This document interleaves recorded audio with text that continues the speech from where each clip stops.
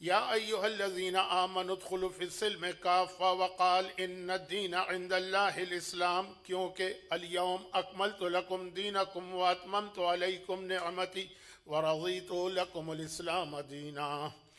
कुरान करीम की 3 आयतों की तिलावत की गई है, जिनमें से 2 आयतों में जो मैसेज दिया गया है, फिर उसका रीज़न या उसकी लॉजिक तीसरी आयत में बयान की गई है। लेकिन इससे पहले कि मैं इन आयतों का तर्जमा करूं और जो जुमला अभी मैंने कहा इसकी ज़रा सी कोई वजाहत या एक्सप्लेनेशन दूं, इब्तिदाई मजलिस में ही याद दिला दिया जाए कि ये आज की मजलिस शहादत की मजलिस है और उस इमाम मासूम की शहादत की मजलिस है कि जिसकी वजह से हमें एक नाम भी मिला हुआ है। हमारे बहुत सारे नाम हैं, बहुत सारे टाइटल हैं, उनमें से एक नाम है जाफरी। जाफरी बाश गर खुदा खाही, फारसी का मशहूर शेर है कि अगर खुदा को चाहते हो तो जाफरी बनना पड़ेगा, वरना हर दूसरे तरीके में गुमराही। तो जाफरी का नाम जो हमें मिला, अब ये बहुत बच्चों जैसी बातें हैं, लेकिन इब्तिदाई मजलिस में ये थोड़ी बहुत चीज़ों की तकरार हर साल होना चाहिए। इन नाम हमको, बहुत सारे नाम हैं हमारे, उनमें से ये वाला नाम हमको जिस इमाम की वजह से मिला है, उनकी शहादत की आज तारीख है। और अगरचे अल असर इस्लामिक सेंटर में पंजतन के बाद जो मासूमीन हैं उनकी शहादत उमूमन ख़ास उस तारीख को नहीं हो पाती है, वीकेंड पे मजलिस होती है, लेकिन आज का जो वीकेंड है वो असल शहादत की तारीख भी। लेकिन एक जुमला मैं बार बार विलादत व शहादत की महाफिल व मजालिस में रिपीट करता रहता हूँ कि सिवाय 2 या 3 मासूमीन के हर मासूम की विलादत की तारीख में भी इख्तिलाफ है और शहादत की तारीख में भी। और पहले ये मसला कोई इतना बड़ा मसला नहीं होता था, क्योंकि हर शख्स अपने इलाके तक महदूद था, दुनिया ग्लोबल विलेज नहीं बनी थी, मीडिया भी इतना ज़्यादा फास्ट नहीं हुआ था। कराची वाले कराची की तारीख मना रहे हैं, लाहौर वाले लाहौर, यानी एक मुल्क के अंदर भी मुख्तलिफ तारीखें होती थी तो कोई मसला नहीं होता था। लेकिन अब एक तो ये कि इस माइग्रेशन या हिजरत की वजह से बहुत सारे मुख्तलिफ इलाकों के लोग एक शहर में जमा हो जाते हैं, और फिर यह है कि मीडिया भी इतना फास्ट हो गया, कितने ही इस्लामी या शिया चैनल हैं, उनमें शहादत कभी प्रोग्राम कभी होता है कभी होता है। इसलिए ये वजाहत करना ज़रूरी होती है कि हर इमाम मासूम, बल्कि इमाम क्यों 14 मासूमीन को मिला लें, विलादत और शहादत की तारीख़ों में इख्तिलाफ तो हमारे छठे इमाम की शहादत की भी 3 तारीख़ें किताबों में लिखी। कराची के रहने वाले जानते हैं कि महफिल शाह खुरासान, जो एक तवील अरसे तक कराची की आज़ादारी का मरकज़ रहा था और शायद अभी भी है, वहाँ छठे इमाम की शहादत 15 रजब, अगरचे सबसे कमज़ोर कौल 15 रजब का ही है, लेकिन बहरहाल वहाँ ये तारीख़ थी। लेकिन बहरहाल इससे हटकर जो 2 मोतबर तारीख़ें हैं, एक है 15th ऑफ शव्वाल और एक है 25th। इसमें भी जो ज़्यादा बड़े रिसर्च स्कॉलर हैं उन्होंने 15th ऑफ शव्वाल ही को तरजीह दी, लेकिन ईरान में, इराक़ में, क्योंकि 25th ऑफ शव्वाल को शहादत मनाई जाती है और आज की ये रात 4th ऑफ मई तो है, लेकिन इस्लामी कैलेंडर से 24th ख़त्म हुई है और 25th ऑफ शव्वाल। कुछ ज़्यादा मैं डिटेल में चला गया, लेकिन उसकी वजह ये कि 15 और 25 शव्वाल इतने करीब करीब है, 15th और 25th, कि अभी अभी कुछ चैनल्स पे आप 15 शव्वाल को शहादत की तारीखें देख रहे थे और कुछ में आज की रात होगा। चुनांचे पाकिस्तान का तो एक तरीक़ाकार है, और वो ये है कि 15 से 25 10 दिन पूरा अशरा ही मनाया जाता है छठे इमाम के हवाले से, इसलिए कि इमाम के हालात भी बहुत ज़्यादा तफसील तलब है। एक मुख्तसर से गुजारिश और कि मासूमीन में से हमारे छठे इमाम वो इमाम है जिनका नाम जाफ़र है, जो रिपीट नहीं हुआ, सिर्फ एक ही दफ़ा आया है जाफ़र। और किसी और इमाम का ये नाम नहीं है, गर्चे खानदान अहले बैत की एक बहुत ही अहम पर्सनालिटी जाफर तैयार। अब यहाँ पे एक और मसला है जिसको आज की मजलिस में टच करने की ज़रूरत भी नहीं है कि ये एक अलग बहस है उलमा के दरमियान। अच्छा, ये जब मैं उलमा कहता हूँ तो इससे मुराद मुज्तहिदीन और मराजे नहीं होते, ये उनकी फील्ड ही नहीं, वो इसमें दखल ही नहीं देते, इसके अलग उलमा होते हैं। और वो जो फैमिली ट्रीज पर बहस करते हैं उनका ये नज़रिया है कि जो इंडिया और पाकिस्तान में जाफरी सादात मशहूर है वो असल में जनाब जाफर तैयार की औलाद है, लेकिन बस एक नया पेंडोरा बॉक्स ना खुल जाए इसलिए यहीं पे मैं बात को ख़त्म करता हूँ। छठे इमाम, विलादत की तारीख में कोई इख्तलाफ नहीं, शहादत में तो मैंने अर्ज किया ना कि 3 कौल हैं, विलादत तो सबके नज़दीक तयशुदा है 17 रबीउल अव्वल। छठे इमाम की एज है 65, तो 25 शव्वाल 148 हिजरा में छठे इमाम की शहादत हुई और एक इंतहाई जालिम हुक्मरान मंसूर के दिए हुए जहर की वजह से। मैंने इंतहाई जालिम इसलिए कहा कि अगरचे दुश्मनान अहले बैत में से हर हुक्मरान ने अपने अपने ज़माने में अपने अपने तरीक़े से जुल्म किया, लेकिन मंसूर वो है कि जिसने पूरा शहर बनाया बगदाद। बगदाद एक नया शहर, जैसे ऑस्ट्रेलिया में कैमरा है या पाकिस्तान में इस्लामाबाद है या इंडिया में शायद चंडीगढ़, तो पुराना शहर नहीं, बिल्कुल एक नया शहर बनाया गया प्रॉपर प्लानिंग के साथ, और वो बनाया गया सादात कराम के खून से। अब अगर मैं ज़रा सा इसकी तफसीर में चला गया तो जो असल आज रात का मौजू है वो रह जाएगा, और वो मंसूर था जिसने ये शहर बनाया और सादात कराम के खून से। तो जुल्म के बहुत सारे तरीक़े हैं, लेकिन इसने एक अजीब तरीक़ा इख्तियार किया था। चुनाचे बाद रिवायतों में बगदाद में रात गुजारने को कंडेम भी कहा गया है, लेकिन उस ज़माने का बगदाद। खैर, वापस आइए कि मंसूर के दिए हुए जहर से, जो डायरेक्ट उसने तो नहीं दिया, वो तो रहता है बगदाद में, छठे इमाम हैं मदीने में, गवर्नर के ज़रिए मोहम्मद इब्न सुलेमान के ज़रिए जो जहर उसने दिलवाया, इमाम शहीद हुए। इमाम की कुन्नियत है अबू अब्दुल्ला। अबू अब्दुल्ला एक और इमाम की भी मशहूर कुन्नियत है, वो है आका हुसैन। अस्सलामु अलैका या अबा अब्दुल्ला, हम ज़ियारत में आका हुसैन को अबू अब्दुल्ला कह ही मुखातिब करते हैं। तो बस एक फ़र्क है कि जब कभी हिस्ट्री में लफ्ज़ अबू अब्दुल्ला आ जाए तो उससे मुराद इमाम हुसैन होंगे, और जब कभी फ़िक़ही मसाइल और दीनी मसाइल की हदीसों में अबू अब्दुल्ला आ जाए उससे मुराद छठे इमाम होंगे। देखिए, ये छोटी छोटी बातें इसलिए समझना ज़रूरी कि मीडिया की इस तरक्की की बुनियाद पर बिना पर अब ये यूट्यूब है या सोशल मीडिया के जो दूसरे तरीक़े, दुश्मनान अहले बैत ऐसे ऐसे बेतुके एतराज़ात करते हैं जो अगर मालूमात ना हो तो आदमी को लगता है कि जी ये एतराज़ तो बिल्कुल ठीक है। अबू अब्दुल्ला हमारे यहाँ इमाम हुसैन के हवाले से ज़्यादा मशहूर है क्योंकि ज़ियारत में ये लफ्ज़ आता है, और हम में से हर एक ज़ियारत तो आका हुसैन की हर नमाज के बाद पढ़ता। मुख्तसर तरीन ज़ियारत पढ़ें तब भी अस्सलामु अलैका या अबा अब्दुल्ला तो आई गई, और ज़ियारत वारिसा पढ़े उसमें भी आएगा। तो ये कोई वाक़या आ जाए कि अबू अब्दुल्ला ने ये हदीस इरशाद फरमाई और पता चला कि वो हदीस है 120 हिजरा की, दुश्मन अहले बैत एतराज़ करेगा झूठी हदीस। अबू अब्दुल्ला तो 61 हिजरा में करबला में शहीद हो गए। अच्छा, बाज़ बातें आपको बहुत बच्चों जैसी लग रही होंगी, लेकिन अब क्या किया जाए दुश्मनान अहले बैत की अक्लों को कि वो इसी अंदाज के एतराज़ करते हैं। जैसे इस वक्त पाकिस्तान में जो एक बहुत बड़ा इशू बन गया है यूट्यूब के ऊपर, बहुत बड़ा, क्योंकि ज़रूरी नहीं है कि यहाँ सब पाकिस्तान के लोग हों, जो पाकिस्तान वाले हैं वो भी ज़रूरी नहीं है कि इससे वाकिफ़ हो, लेकिन वाकिफ़ होंगे। एक खलीफा के बारे में ये बहस चल गई है कि सही बुखारी में आया कि उन्होंने फरार इख्तियार किया, इसका बहुत बड़ा इशू है, फरार इख्तियार की। तो एक मोतदिल किस्म के सुन्नी आलिम ने कहा कि हाँ, अब हदीस पढ़ी, तर्जुमा किया, फरार यानी भागे।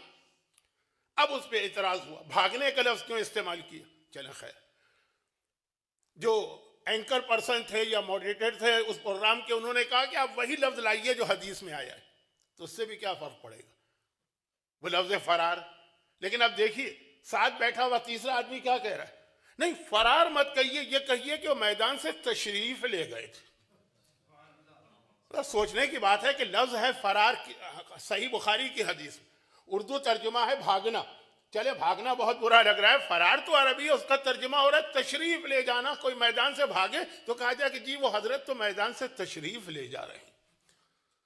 जरा सी अकल रखने वाला भी कहता है कि कैसी खिलाफ अकल बात है, लेकिन दुश्मनान अहले बैत ये तरीका इख्तियार करते हैं। जो बात मैंने अभी कही वो तो जरा समझ में भी आ जाएगी कि भाई एक शख्सियत 61 हिजरा में शहीद हो गई तो 130 हिजरा में उसकी हदीस कहाँ से आई, जब तक ये पता ना हो कि अबू अब्दुल्ला दो मुख्तलिफ मासूमीन की कुन्नियत है, दोनों बहुत अहम है और दोनों के बहुत सारे वाकयात हैं। अच्छा, अब ये एक अलग बात है कि इमाम हुसैन के किसी बेटे का नाम अब्दुल्ला नहीं था। यह मैं इंडिया और पाकिस्तान की मशहूर बात कह रहा हूं। हमारे यहाँ इमाम हुसैन के जो 3 बेटे मशहूर हैं, चौथे इमाम वो अली इब्न हुसैन, अली औसत हैं, अली अकबर, अली असगर। हाँ, जो लोग दुबई वगैरह से आए हैं उनको पता है कि वहां अब्दुल्ला रजी, आका हुसैन के एक और बेटे अब्दुल्ला जो मैदान करबला ही में शायद पैदा हुए, लेकिन वो भी सबसे छोटे। और हमारे यहाँ इंडिया पाकिस्तान में तो उनका कोई तस्वुर ही नहीं। लेकिन छठे इमाम के अहम तरीन बेटों में से एक अब्दुल्ला है। अहम तरीन इसलिए कह रहा हूं कि ये वो बेटा है जिसने बाप की जिंदगी में बाप की मुखालिफत शुरू कर दी, इमाम का बेटा। और बाप के बाद तो इमामत का दावा करके अपने असली इमाम भाई 7वें इमाम को खाइन और बददियानत डिक्लेयर कर दी। उनके नाम, उस बेटे के नाम पे छठे इमाम की कुनियत अबू अब्दुल्ला। शायद उल्टा, अबू अब्दुल्ला पहले कुनियत रखी गई और फिर एक बेटा पैदा हुआ उसका नाम अब्दुल्ला। लेकिन ये सारी चीजें इस छोटी सी मजलिस में बयान करने की जरूरत नहीं। मेरे नजदीक ये मजलिस बहुत अहम। इस मजलिस की खातिर, सिर्फ इस मजलिस की खातिर, सिर्फ इस मजलिस की खातिर मैं 14,000 मील का फासला तय करके और 45 घंटे का फ्लाइंग टाइम लगा के आया हूं कि छठे इमाम के हालात और जरा सी मेरी एक मुनासिबत भी, और वो ये है कि मैं भी शव्वाल ही में पैदा हुआ था, इसीलिए मेरे वालिद ने मेरा नाम इमाम के नाम पे रखा। लेकिन सिर्फ इस एक मजलिस की खातिर, वरना इसके फौरन बाद मुझे जाना, मैं उम्रे पे गया हुआ था ग्रुप के साथ, और वहां जन्नतुल बकी में जो ज़ियारतें हमने की उनमें छठे इमाम की टूटी हुई कब्र की ज़ियारत भी की। और फौरन ये मजलिस पढ़ने के बाद मैं अपने हज के काफिले की खातिर वापस जा रहा हूँ, तो मुझे ज़रूरत नहीं थी आके वापस जाने की, लेकिन इस मजलिस की खातिर में आया। तो इस मजलिस को बहुत ज़्यादा फैलाने का फ़ायदा नहीं है, मजलिस मुख्तसरी रहेगी चाहे। इसके लिए 45 घंटे जहाज़ में मैंने गुजारे और 14,000 मील का सफ़र तय किया। लेकिन जो लोग आ गए हैं बेचारे चंद लोग, इनका इम्तिहान क्यों लिया जाए। तो छठे इमाम के हवाले से आखिरी बात, और वो ये कि अभी बेटे का नाम आया ना, छठे इमाम के 10 बेटे थे, नहीं 10 नहीं, 10 औलादें थी, 7 बेटे हैं प्लस 3 बेटियां। अब जो 7 बेटे हैं उनमें सबसे बड़े बेटे तो बाप की जिंदगी में इंतकाल कर गए, उनकी कब्र की जियारत भी हम लोग जन्नतुल बकी में करते। जन्नतुल बकी के अंदर टूटी हुई कब्रें भी बहुत सारी थीं। अभी भी आप जाइए यूट्यूब पर भी जाइए, गूगल पे भी जाइए, बकी के मैप आपको नजर आएंगे टूटी हुई कब्रों के, वो सब भी खत्म कर दी गई बहुत ही कैलकुलेटेड प्लानिंग के साथ। बहुत पता ही नहीं चलता आदमी को, एक टूटी हुई कब्र है उसका इस तरह नामो निशान मिटा देते कि आज हमने देखा 1 साल के बाद आए, हमको भी ख्याल नहीं रहता। लेकिन अभी भी एक आज जो कब्र बाकी रह गई है उसमें जनाब इस्माइल, छठे इमाम के बड़े बेटे, बाप की जिंदगी में इंतकाल किया। उसके बाद बाप के मरने के बाद जो बड़ा बेटा बना अब्दुल्ला, वो तो अभी आपने सुना गुमराह हो गया। उसके बाद फिर 7वें इमाम, 3 बेटे किए, चौथे इसहाक, 5वें अली, 3 बेटियां थी। बेटियों के हवाले से एक बात अर्ज कर दूं कि छठे इमाम ने अपनी बेटियों के नाम इस तरह रखे कि बुजुर्गों की याद ताज़ा रहे। और वो इस तरह से कि छठे इमाम की माँ का नाम है उम्मे फरवा, छठे इमाम की माँ का नाम है उम्मे फरवा, करबला वाली उम्मे फरवा नहीं, उम्मे फरवा। छठे इमाम के यहाँ जो पहली बेटी पैदा हुई, पहली बेटी, माँ के नाम पर उसका नाम उम्मे फरवा रखा। फिर दूसरी बेटी पैदा हुई, उसका नाम रखा, फैमिली ट्री में अगर आप जाइए तो चौथे नंबर पर ऊपर जाइए, छठे इमाम, इनके वालिद 5वें इमाम, नंबर एक। दूसरा स्टेप है उनके वालिद चौथे इमाम, फिर उनके वालिद आका हुसैन, तीन उनकी वालिदा फातिमा। तो अपनी दूसरे बेटे का नाम फैमिली ट्री में बाप की तरफ से आप जाइए, 3 बाप के बाद फातिमा। और तीसरी बेटी पैदा हुई, उनका नाम रखा अस्मा। अस्मा कौन है? ये माँ की तरफ से, ननियाल। ननियाल छठे इमाम की वालिदा है उम्मे फरवाना, उनके वालिद है कासिम, उनके वालिद है मोहम्मद इब्ने अबी बकर, उनकी माँ का नाम है अस्मा बिनते उमैस। तो एक तरफ से अपनी नानी, एक तरफ से अपनी दादी, एक तरफ से अपनी माँ, ये 3 नाम उम्मे फरवा, फातिमा और अस्मा। इनमें ही जो आखिरी 2 बेटियां हैं ना, फातिमा और अस्मा, ही बहुत छोटी थी।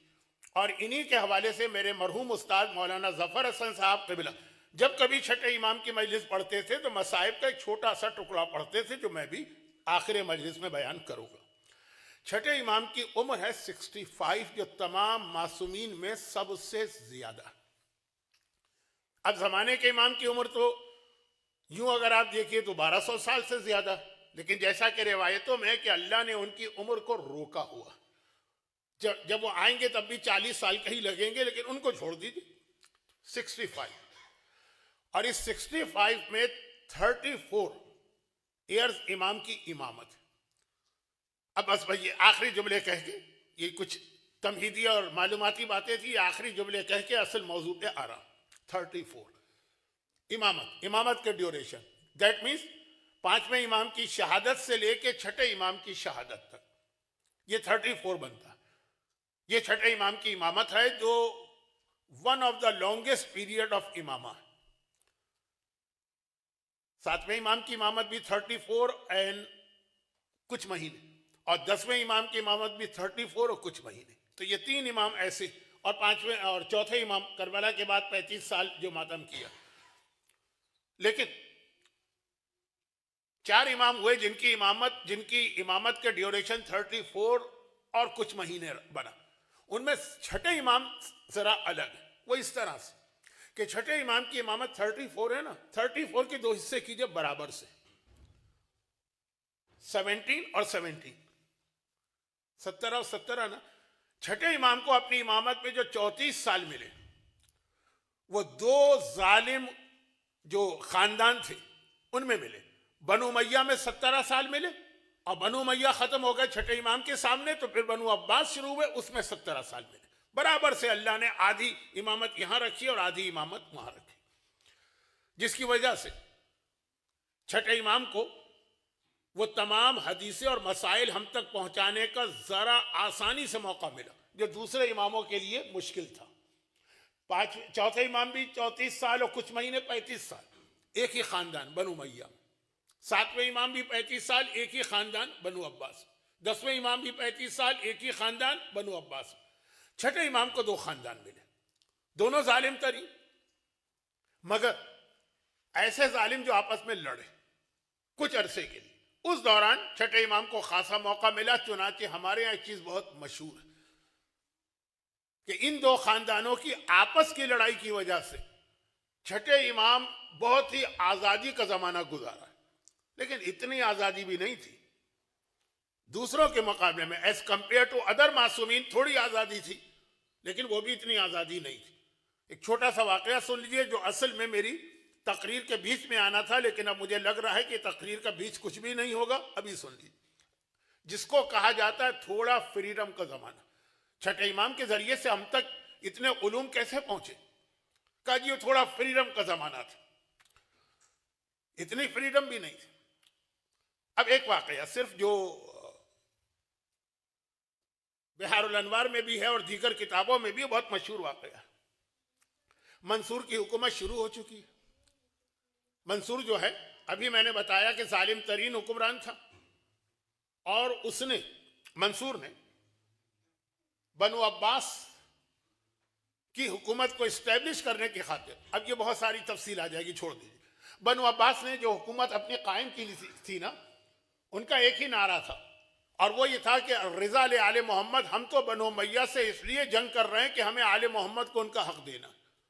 ये नारा सुन के बहुत सारे लोग उनके झंडे के नीचे जमा हो गए, और जब वो कामयाब हो गए इसकी वजह से, तो उन्होंने कहा हम ही तो आले मोहम्मद हैं, अब जो ये नारा लगाए तो जो हकीकी आले मोहम्मद हैं उनको छुपाना जरूरी है, उनके पे पर्दा डालना जरूरी है। तो मंसूर वो आदमी था जिसने मुख्तलिफ तरीके से छठे इमाम को कैद करना चाहा। बहुत सारे उसके वाकयात हैं जो बयान करने का वक्त नहीं, लेकिन मुख्तसर सी बात यह है कि इस दौरान उसने छठे इमाम को मदीने से गिरफ्तार करके हीरा में कैद किया। अब वो कैद जो थी वो एक तरह की हाउस अरेस्ट थी। हीरा जो है एक पुराना शहर है जो कूफे से थोड़े फासले पर है।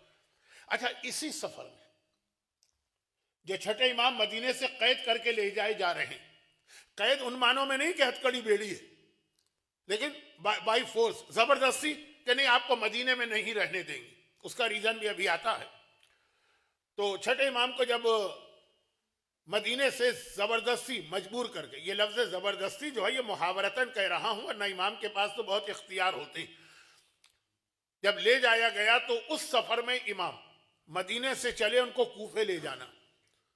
तो मदीने से पहले उनको बगदाद लाया गया जहां कैपिटल था मंसूर का। उसने कहा मैं इनको कैपिटल में नहीं रखना चाहता, तो फिर वो वहां से कूफे भेजे गए। रास्ते में नजफ से गुजरे। अब आजकल जियारत की वजह से हर मोमिन जानता है कि नजफ में मौला की कब्र, बल्कि जियारत नहीं, 21 रमजान की मजलिस में मौला की कब्र को पहले दिन से इमाम हसन हुसैन ने छुपाया था और एक तवील अरसे तक इसको छुपाया गया। चौथे इमाम वक्तन फवक्तन आते थे अपने दादा की कब्र पर, लेकिन बज़ाहिर उनका ट्रैवल होता था मस्जिद कूफा में नमाज पढ़ने जा रहे हैं, और फिर मिड नाइट को, आधी रात के अंधेरे में, जब पुराने जमाने में तो सूरज डूबने के बाद ही सब आदमी अपने अपने घर चले जाते हैं, जब तक कि इलेक्ट्रिक वगैरह नहीं थी। आधी रात को इमाम कूफे से चुपके से निकलते थे, नजफ में मौला की कब्र की जियारत करके फौरन वापस आ जाते थे। आज भी वहां चौथे इमाम के हवाले से 2-3 जियारतें हैं, लेकिन किसी को नहीं बताते थे, सिवाय इसके कि अबू हमजा सोमाली एक मरतबा चले गए चौथे इमाम के साथ। छठे इमाम जब बाकायदा प्रॉपर तरीके से गिरफ्तार, अच्छा प्रॉपर तो मैंने गलत कह दिया, गिरफ्तार करके लाए गए काफिले के साथ आ रहे हैं, तो कूफे डेस्टिनेशन है कूफा। अच्छा, आज नजफ और कूफा मिल गए। पहले 3-4 मील का फासला था, जिसकी वजह से हमारी फिक़ा में बहुत सारे मसले आए थे जो रावलपिंडी इस्लामाबाद वालों को भी पेश आते होंगे कि अगर हम रहने वाले हैं पिंडी के तो इस्लामाबाद में नमाज कसर होगी कि नहीं। वो दोनों अलग अलग शहर हैं, लेकिन अब मिलके एक बन गए शायद। खैर, वापस आ जाइए असल मसले पर। तो जब गुजर रहे थे नजफ से और फिर जाके हीरा में क़याम किया जो नजफ के बहुत करीब, उस वक्त बहुत सारे मोमिनीन को छठे इमाम ने अपने दादा की कब्र की निशानदेही की कि ये नजफ में यहां पर मेरे दादा की कब्र। और कुछ ही अरसे के बाद हारून रशीद का वो मशहूर वाक़या पेश आया कि शिकार कर रहा है और हिरन वहां से दौड़ के भागे और कुत्ते वहां जाके रुक गए, तो फिर तो आम लोगों को भी पता चल गया।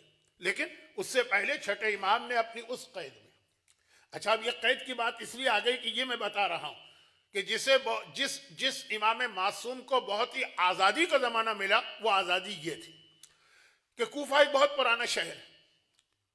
यानी बहुत पुराने से मतलब ये दमिश्क की तरह का नहीं है कि सेंचुरीज दूसरे खलीफा के ज़माने में आबाद हुआ, लेकिन छठे इमाम के दौर तक वो 100 साल पुराना शहर तो बन चुका था। और कूफा एक ऐसी जगह वाकई इस्लामी दुनिया के सारे रास्ते वहां पे आके मिलते हैं। तभी मौला ने मदीना छोड़ के कूफे को कैपिटल बनाया। तो कूफे में उलमा भी बहुत होते हैं, मुख्तलिफ किस्म के लोग थे। एक शख्स का अपनी बीवी से किसी बात पे झगड़ा हुआ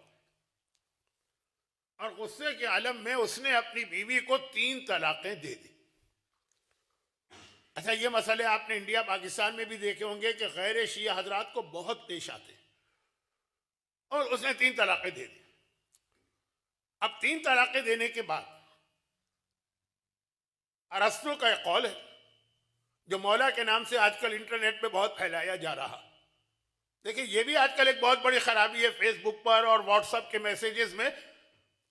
दुनिया में कोई अच्छी बात नजर आए ना, अच्छा कलाम, वो कह देते हैं मौला ने फरमाया। यकीनन मौला का कलाम कलामुल इमाम, इमामुल कलाम है, लेकिन हर कौल को मौला से मंसूब करने का तरीका भी गलत है। यह अरस्तु का है कि गुस्से का आवाज पागलपने से होता है, इख्तिताम पछतावे पे होता है।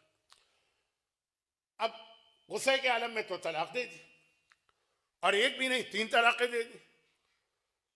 अब समझाने की जरूरत तो नहीं है कि 3 तलाकों का मतलब ये होता है कि ये औरत इस मर्द पर उस वक्त तक हराम रहेगी जब तक कि ये किसी और शख्स से शादी न करे और बाकायदा ताल्लुकात कायम ना करे और फिर वो शख्स इसको तलाक ना दे। ये अपने पहले शौहर के पास नहीं आ सकती है। ये 3 तलाक। अब दोनों को पछतावा हुआ, बच्चे भी छोटे थे, दोनों में मोहब्बत भी बहुत थी, एक दूसरे से अलग भी नहीं होना चाहते थे। लेकिन बहरहाल हुक्म खुदा। जब गुस्सा जरा ठंडा हुआ या वो जोश खत्म हुआ, अब दोनों सर पकड़ के बैठे क्या करना। ये इंडिया पाकिस्तान में बहुत कॉमन ये चीज है। उलमा से पूछना शुरू किया, सबने कहा अफसोस अब कुछ नहीं हो सकता। 3 तलाकों का मकसद यह कि तेरी बीवी तेरे ऊपर हराम है, अगर उसे वापस अपने निकाह में लाना है पहले वो किसी और मर्द से शादी करे और खाली पेपर मैरिज टाइप की ना हो, बाकायदा ताल्लुकात कायम हो, फिर वो उसको तलाक दे, फिर ये तेरे पास आ सकती है। अच्छा, डिटेल में ये मसला हमारे यहां भी है,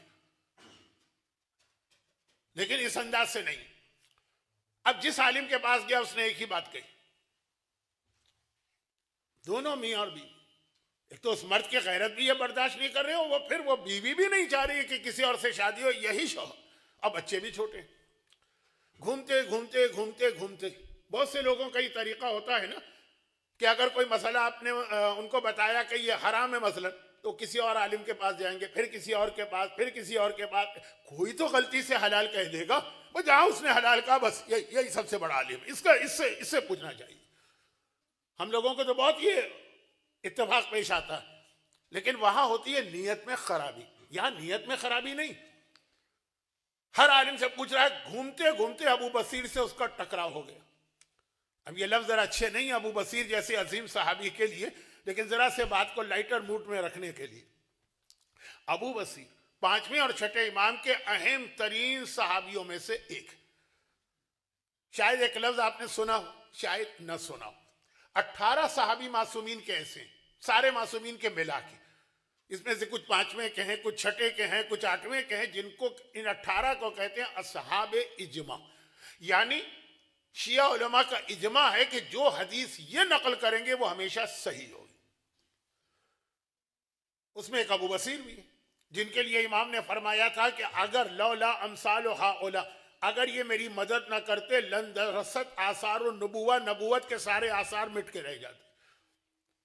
एक इमाम गैर मासूम को इस अंदाज से प्रेस करे कि ये ना होते तो नबुवत के सारे आसार मिट जाते। कितना अजीम होगा साहब।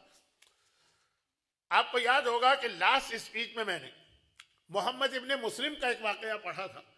मोहम्मद इब्ने मुस्लिम जो आधी रात को सो रहे थे और एक औरत ने आके मसला पूछा कि हामिला औरत मर गई है तो उसके बच्चे का क्या होगा, पूरा वाकया। उन्होंने 5वें इमाम से 70,000 हदीसें नकल की हैं, अबू बसीर उनके बाद आते हैं 40,000। अब ये अबू बसीर बहुत बड़े आलिम थे और कूफे की मस्जिद में ये भी लोगों को मसले बताते थे। ये पूरा सिस्टम 6ठे इमाम ने कायम किया था। 6ठे इमाम का एक सिस्टम था कि अपने शागिर्दों को इल्म दे के मुख्तलिफ शहरों में भेजते थे कि वहां जाओ और वहां के लोगों के मसाइल हल करो। ये जो इज्तिहाद और तकलीद का शुरू का एक फॉर्म है वो यही था। और खाली ये ना था, बल्कि फिर इमाम ने अपने पास एक टीम बनाई थी। इल्म तफसीर इसको सिखाया, इल्म फ़िक़्ह इसको सिखाया, इल्म हदीस इसको सिखाया। एक बहुत ही इंटरेस्टिंग लेकिन डिटेल वाकया है कि एक दफ़ा एक शामी आया था और 6ठे इमाम से कहने लगा था कि मैं आपसे मुनाजरा करना चाहता हूँ। वो पढ़ा लिखा था, जाहिल नहीं था, वरना शामी तो वो है जिन्हें ऊँट और ऊँटनी का फ़र्क भी पता नहीं होता। अब जिनको वाकया मालूम है वो मज़ा लेंगे, जिनको नहीं मालूम वो समझेंगे ही नहीं कि मौलाना क्या कहेंगे। तो खैर पढ़ा लिखा था। इमाम ने उसको बिठाया, कहा अच्छा किस बात पे मुनाजरा करना है? कहा कुरान पर। इमाम ने कहा इससे करो। अपने एक सहाबी को आगे की और 2-4 सवाल के पीछे हट गया, कहा ये तो बहुत पढ़ा लिखा, नहीं मैं तारीख पे करना चाहता हूँ। इमाम ने कहा इससे करो, बाकायदा नाम लेके 2 सवाल के पीछे हट गया, नहीं ये तो मुझसे ज्यादा पढ़ा लिखा, मैं फ़िक़्ह में पूछना चाहता हूँ। इमाम ने कहा इससे। बाकायदा टीम थी इमाम के पास, हर इल्म के अलग अलग एक्सपर्ट इमाम ने जमा किए थे। ये एक्सपर्ट जमा किया किए थे इमाम के अपने शागिर्द। तो 2 चीजें थी इमाम के पास। नंबर 1 एक सिस्टम बनाया था इज्तिहाद और तकलीद वाला। हर शख्स को इमाम के पास पहुंचकर मसला पूछने की जरूरत नहीं है। सिस्टम तो इसी का नाम है ना, ऑर्गेनाइज तरीके से काम होगा। हम लोगों को ट्रेन करेंगे, वो तुम्हारे पास आएंगे, ये इज्तिहाद और तकदीर। और फिर सिर्फ एक इल्म सबको नहीं दिया जाएगा, बल्कि हर एक की सलाहियत देखकर उसको मुख्तलिफ उलूम दिए जाएंगे। हमारे हौजा इल्मिया की यही खासियत, इसमें एक्सपर्ट होते हैं मुख्तलिफ उलूम के। इंडिया और पाकिस्तान में बकौल खतीब अकबर मौलाना मिर्जा अतहर साहब की एक दफा मुझसे खुद बात हुई थी। कहने लगे हमारे यहाँ ये मुमकिन नहीं, हमें तो उस हकीम की तरह बनना पड़ता है जिसके पास हर बीमारी की एक दवा होती है। गांव और देहात में जाता है, वहां स्पेशलिस्ट नहीं जा सकते, तो हमें तो थोड़ा थोड़ा थोड़ा हर चीज का इल्म लेना पड़ता है। वो थोड़ा थोड़ा ही इल्म होता। नजफ और क़ुम में ऐसा नहीं, वहां एक आदमी अपनी सारी जिंदगी सिर्फ एक इल्म में लगाएगा, चुनाचे मर्जे भी वही होते हैं, मुफस्सिर भी वही होते हैं, तारीख के माहिर भी वही होते हैं। लेकिन मैं जरा फिसल गया अपने असल मौजू से। अबू बसीर को इमाम ने कूफे में रखा था कि तुम लोगों के हलाल और हराम के मसलों को और आम जिंदगी के प्रॉब्लम को सॉल्व करो। ये वहां पहुंचा, अबू बसीर से भी मुलाकात हो गई। अबू बसीर ने सुना और कहा कि अगरचे उसके अंदर एक टेक्निकल पॉइंट और था कि गुस्से की तलाक, लेकिन इसको छोड़ दीजिए। अबू बसीर ने उससे कहा तुमने 3 तलाकें दी? कहा कि इस्लाम में 3 तलाकें है ही नहीं, तुम 3 क्या 3000 दो, वो काउंटिंग में एक ही मानी जाएगी। सूरह बकरा की आयत भी है। और आजकल तो बहुत से दियानतदार किस्म के गैर शी आलिम भी कहते हैं कि मसला तो शियों का सही। कहा कि नहीं, 3 तलाकें हो ही नहीं सकती एक साथ। जो मकसद है इस्लाम में तलाक का, जो फलसफा रखा गया, एक वक्त में एक तलाक होगी, चाहे तुम 3000 दफा एक जुमला कह दो, चाहे 3 लाख दफा कह दो। अब इससे उसका प्रॉब्लम सॉल्व हो रहा है। कहा 3 तलाकें नहीं हो, 1 तलाक हुई। 1 तलाक का मतलब क्या कि अगर शौहर बीवी राजी हैं तो वो दोबारा निकाह कर सकते हैं बगैर किसी और से शादी किए हुए। वहां बीवी भी राजी थी, शौहर भी राजी था। अगर इद्दे में हो तो रुजू ही हो सकता है, इद्दा भी खत्म हो गया हो। मैं टेक्निकल चीजों को छोड़ रहा हूं। अब ये अपने मतलब का फतवा है, लेकिन जो कि खौफ खुदा तो अपनी जगह है ना, अपने मतलब का फतवा नहीं चाहिए। ये खौफ खुदा है कि कहीं गलत मसला तो नहीं है, क्योंकि सारे उलमा कह रहे हैं कि अगर तुम अपनी बीवी को लेकर वापस आए, चाहे नया निकाह करके लाओ, वो निकाह नहीं होगा, वो जिना होगा, सारी जिंदगी हराम की गुजरेगी। वो बीवी तुम्हारे लिए हलाल हो ही नहीं सकती जब तक कि वो किसी और के पास सही निकाह से न जाए। अब ये फतवा अपने मतलब का है, लेकिन मसला यहां मतलब का नहीं है। मसला यहां पे खौफ खुदा का कि कयामत में कहीं ना पकड़ा जाऊं। कंफ्यूज हो गया। घर आया, बीवी ने पूछा भाई क्या हुआ? अब बीवी इसके लिए नामहरम हो गई, लेकिन नामहरम से हिजाब के अंदर बात तो हो सकती है ना। क्या हुआ? कहा कि सारे उलमा अगर कूफे में मसला 100 आलिम है तो 99 ने कहा कि हराम, एक आलिम कह रहा है कि ये जायज। कहा वो आलिम कहां से कह रहा है? बीवी भी वही कि अपने फायदे का मसला। कहा पूछ कर आओ उसका सोर्स क्या। वो गए। अबू बसीर ने कहा ये तो मैंने कुरान की आयत तो अपनी जगह, मैंने अपने आका मौला जाफर इब्ने मोहम्मद से ये सुना, उन्होंने ये मसला बताया। जब बीवी ने ये सुना तो अब छठे इमाम को इमाम ना माने, लेकिन इमाम की पर्सनैलिटी इतनी बड़ी बन गई थी उस वक्त कि एहतराम हर आदमी करता था। हत्ता ये कि इंडिया और पाकिस्तान में जो अहले सुन्नत के इमाम आजम अबू हनीफा, उन्होंने भी जूतियां सीधी की हैं छठे इमाम की 2 साल तक। मशहूर जुमला है इमाम अबू हनीफा का, लौला सनतान लहलकन नोमान, अगर 2 साल मैंने छठे इमाम की शागिर्दी न की होती तो नोमान हलाक हो जाता। नोमान इनका असली नाम, नोमान इब्ने साबित इब्ने जूती असली नाम है, कुन्नियत है अबू हनीफा। तो एहतराम तो सब करते हैं, औलाद रसूल भी हैं, और इल्मी एतबार से इतनी पावरफुल पर्सनैलिटी बन गए थे, जो अभी अगर वक्त मिला तो मैं जरा आगे समझाऊंगा। बीवी ने कहा जाफर इब्ने मोहम्मद ने यह कहा है, जो फर्जंद रसूल भी और आलम इस्लाम के तमाम उलमा के उस्ताद भी, उसमें जितने उलमा थे सबके उस्ताद से छठे इमाम। फिर तो मसला ही हल है, फिर तो हमें किसी और की बात नहीं सुनना। लेकिन यह कन्फर्म कहां से हो कि ये अबू बसीर अपनी तरफ से कह रहे हैं कि वाकान इमाम ने कहा? जाके उनसे पूछ करो, डायरेक्ट जाके उन्हीं इमाम से पूछ लो। उनसे जबानी डायरेक्ट पूछ लोगे तो फिर तो कोई शक नहीं। मैंने कहा ना क्या फर्क हो गया, जो हमारे यहाँ एक आदमी मसला लेके हर आलिम के पास जाता है, कोई एक तो हलाल कह देगा, वो उसी को पकड़ लेता है कि उसकी नीयत ये होती है कि इस काम को हलाल करवाना। यहाँ ये नीयत नहीं थी, यहाँ ये थी कि कयामत में हम ना पकड़े जाएं तो अपने मतलब का फतवा है लेकिन का नहीं। पहले सोर्स मालूम करना। जब पता चला जाफर इब्ने मोहम्मद, अबू अब्दुल्ला जाफर इब्ने मोहम्मद, बहुत बड़ा नाम था उस जमाने में। हम और आप तो जो मानते हैं वो तो मानते हैं, उसको तो एक तरफ रखी, गैरों की बात हो रही। कहा जाओ उनसे पूछ करो। अब ये चला उनकी तलाश में, पता चला कि वो तो करीब में हीरा शहर में है, 5-6 मील, 10 मील, 15 मील। वो गया वहां पे, लेकिन जब वहां करीब पहुंचा तो किसी जानने वाले ने देखा, भाई तुम कूफे से यहां क्यों आए हो? का एक मसला है, पूछना है जाफर इब्ने मोहम्मद से। कहीं क्या गजब कर रहे हो? जाफर इब्ने मोहम्मद के घर के अतराफ जितने घर हैं सब में हुकूमत के जासूस बैठे हुए। अब वो छठे इमाम पे हाथ नहीं डालना चाहती हुकूमत। मैंने कहा ना इतनी बड़ी शख्सियत बन गई, तो उन्होंने तरीका ये इख्तियार किया कि किसी को इमाम से मिलने ना दो। जो इमाम से मुलाकात करता है फिर उसका नामो निशान नहीं मिलता। फिर पाकिस्तान के मोमिनीन को एक लफ्ज मैं याद दिला दूं, जो इंडिया वालों के लिए तो नया होगा। पाकिस्तान में एक लफ्ज आता है मिसिंग पर्सन, गायब आदमी। पता ही नहीं चला कि जमीन खा गई कि आसमान, जमीन निकल गई कि आसमान खा गया, गायब। ये मंसूर की पॉलिसी थी। जो इमाम से मिलेगा बाहर निकलेगा और गायब हो जाएगा। मकसद तो दोनों तरह से हासिल हो रहा है ना, या इमाम को शहीद कर दो या इमाम का एक्सेस उम्मत तक ना होने दो। कहा तो मारे जाओगे, अभी तो बीवी को तलाक मिली है ना, फिर तो तुम्हारी बीवी बेवा हो जाएगी अगर तुम इमाम के पास पहुंच गए। अब क्या करे तो क्या करे? वाकया जरा लंबा हो गया, इतना लंबा करने की जरूरत नहीं थी वाकया को। अब क्या करे? एक तरफ पूरी जिंदगी तबाह हो रही है कि इसको दूसरी बीवी नहीं चाहिए, बीवी को दूसरा शौहर नहीं चाहिए, बच्चे यतीम ना हो जाएं माँ बाप के होते हुए भी। मसले का हल भी अब परेशानी के आलम में खड़ा है।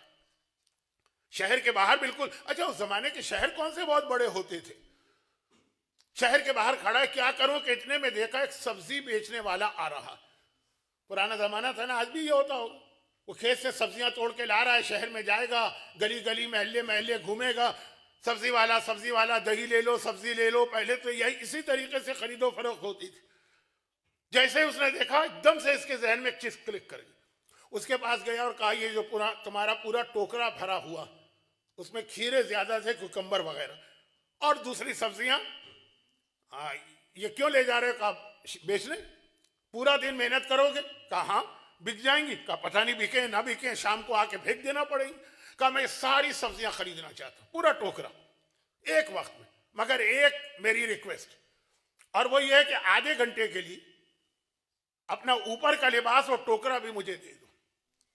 पेमेंट मैं कर रहा हूं, इस पूरी सब्जी का पैसे भी रखवा रहा हूं बाकायदा सिक्योरिटी के, और फिर आधे घंटे के बाद आके ये वापस कर दूंगा। उसने कहा मेरा क्या जाता है, पैसे भी मिल रहे हैं और जो लिबास वगैरह है उसकी सिक्योरिटी भी मिल रही है। उसने पैसे भी दिए। लिबास का मतलब वो सब्जी वाले जो टोकरा उठाते हैं खास किस्म की पगड़ी पहनते हैं, इतना वजनी सर के ऊपर वो टोकरा उठाना नहीं, शायद मैं कुछ फजूल बातें कर रहा हूं। खैर उसने वो सब्जी वाला लिबास लिया, टोकरा सर पे रखा और दाखिल हो गया हीरा में। लेकिन आहिस्ता आहिस्ता चल रहा है, हर महल्ले से गुजर रहा है, सब्जी ले लो, खीरा ले लो, ककड़ी ले लो। तो लग रहा है मैंने भी कभी ये काम किया। खैर वो आवाजें लगाता हुआ चल रहा, कुछ लोग खरीद रहे हैं, कुछ नहीं खरीद रहे हैं। वो जरा से शॉर्टकट करता हुआ इमाम के महल्ले में आ गए। अब इमाम के महल्ले में जो बाकी लोग हैं उनको तो सब्जियों से कोई इंटरेस्ट नहीं, वो सब गवर्नमेंट के आदमी, उनके पास तो भरा पड़ा हुआ है खाने पीने का सामान और रोजाना उनको सप्लाई आती रहती है। लेकिन अब ये सोच रहा है कि मैं यहां तक तो आ गया, इमाम के महल्ले में भी पहुंच गए, इमाम के घर में कैसे जाऊं? इमाम के घर के सामने पहुंचा, दरवाजा खोला, गुलाम आया, कहने लगा सब्जी वाले ताजा सब्जियां? कहा हाँ हाँ ताजा हैं, आज ही मैं लेकर आया हूं खेत से। कहा कि आओ ये सब्जी हमें खरीदना, ये कह के उसको अंदर बुलाया। वो अंदर गए, सामने इमाम बैठे थे। मुस्कुरा के कहा, अबू बसीर की बात पर यकीन नहीं किया था? चौंक के देखा, कहा आप कौन है? कहा ना जाफर इब्न मोहम्मद, मैं ही तो वो हूं जिसकी खातिर तू कूफे से यहां आया, और जो मसला अबू बसीर ने तुझे बताया वो बिल्कुल सही बताया। एक तलाक हुई है जिसके बाद मियाँ बीवी राजी हो तो दूसरा निकाह हो सकता है, किसी और से निकाह करने की जरूरत नहीं है। मुझे पता है कि ये सब्जियों का टोकरा लेकर और सब्जी वाले के कपड़े पहन के तू क्यों आया, लेकिन गुलाम से कहा इसकी सब्जियां खरीद लो कुछ थोड़ी, कि अगर इसी तरह गया जितना टोकरा भर के लाया था उतना ही भर के गया तो जासूस रिपोर्ट देंगे ये सब्जी बेचने नहीं गया है, कोई और मकसद है। और इस तरह इमाम ने थोड़ी सब्जियां खरीदी, मसाला बताया, बाहर निकला, एहतियातन ये 2-3 महल्लों में और गया, और उसके बाद फिर शहर के बाहर टोकरा उसको दिया, कपड़े उसको दिए, भाग के अपने शहर कूफे में गया। वहां जाके उसने बीवी से निकाह किया, जिंदगी गुजारने लगा। लेकिन ये उस इमाम की जिंदगी जिसके लिए कहा जाता है कि सबसे ज्यादा फ्रीडम उस इमाम के जमाने में, ये फ्रीडम की हालत कि एक मसला पूछना हो तो अपनी जिंदगी को खतरे में डालना पड़ता। घर के जिम्नन इसमें इमाम ने एक बहुत बड़े मसले को हल कर दिया, तकलीद के। जब अबू बसीर ने बताया और मैंने अबू बसीर को तुम्हारे शहर में अपॉइंट किया, तो जरूरत नहीं थी मुझ तक आने की। आप याद रखिए कि बहुत से लोग ये ख्याल करते हैं कि आज अगर जमाने के इमाम जाहिर होते और मसलन वो मदीने में बैठे होते या मसलन वो नजफ में बैठे होते, सारे मसले ही हमारे हल हो जाते। जो प्रॉब्लम पेश आता सीधा जाते, बात करते। ये अभी आजकल का जमाना है ना, मोबाइल उठाते और कांटेक्ट करते, ईमेल भेजते, कांटेक्ट करते, व्हाट्सएप करते, कांटेक्ट करते। नहीं, इमाम इसको पसंद ही नहीं करते थे। पूरा एक सिस्टम इमाम ने बना के दिया। ये अपनी जान हथेली पर रखकर इमाम के पास आ भी गया, क्योंकि इसका मसला तो पूरी जिंदगी का था, मगर इमाम ने पसंद नहीं किया ये तरीक़ेकार। हर चीज एक सिस्टम के जरिए चलती, और इससे ज्यादा मैं इस वक्त कहना नहीं चाहता हूं। अब हुआ ये कि सवाल ये पैदा होता, अब ये तो एक जरा मैंने आपको तस्वीर दी कि जो बहुत ही आसान जमाना था वो ऐसा था, तो जिन इमामों का जमाना बहुत ही मुश्किल है वो क्या होता होगा। जान हथेली पे रख के लोग मसला पूछने इमाम के पास जाते। तो अब ये बात आपने सुनी,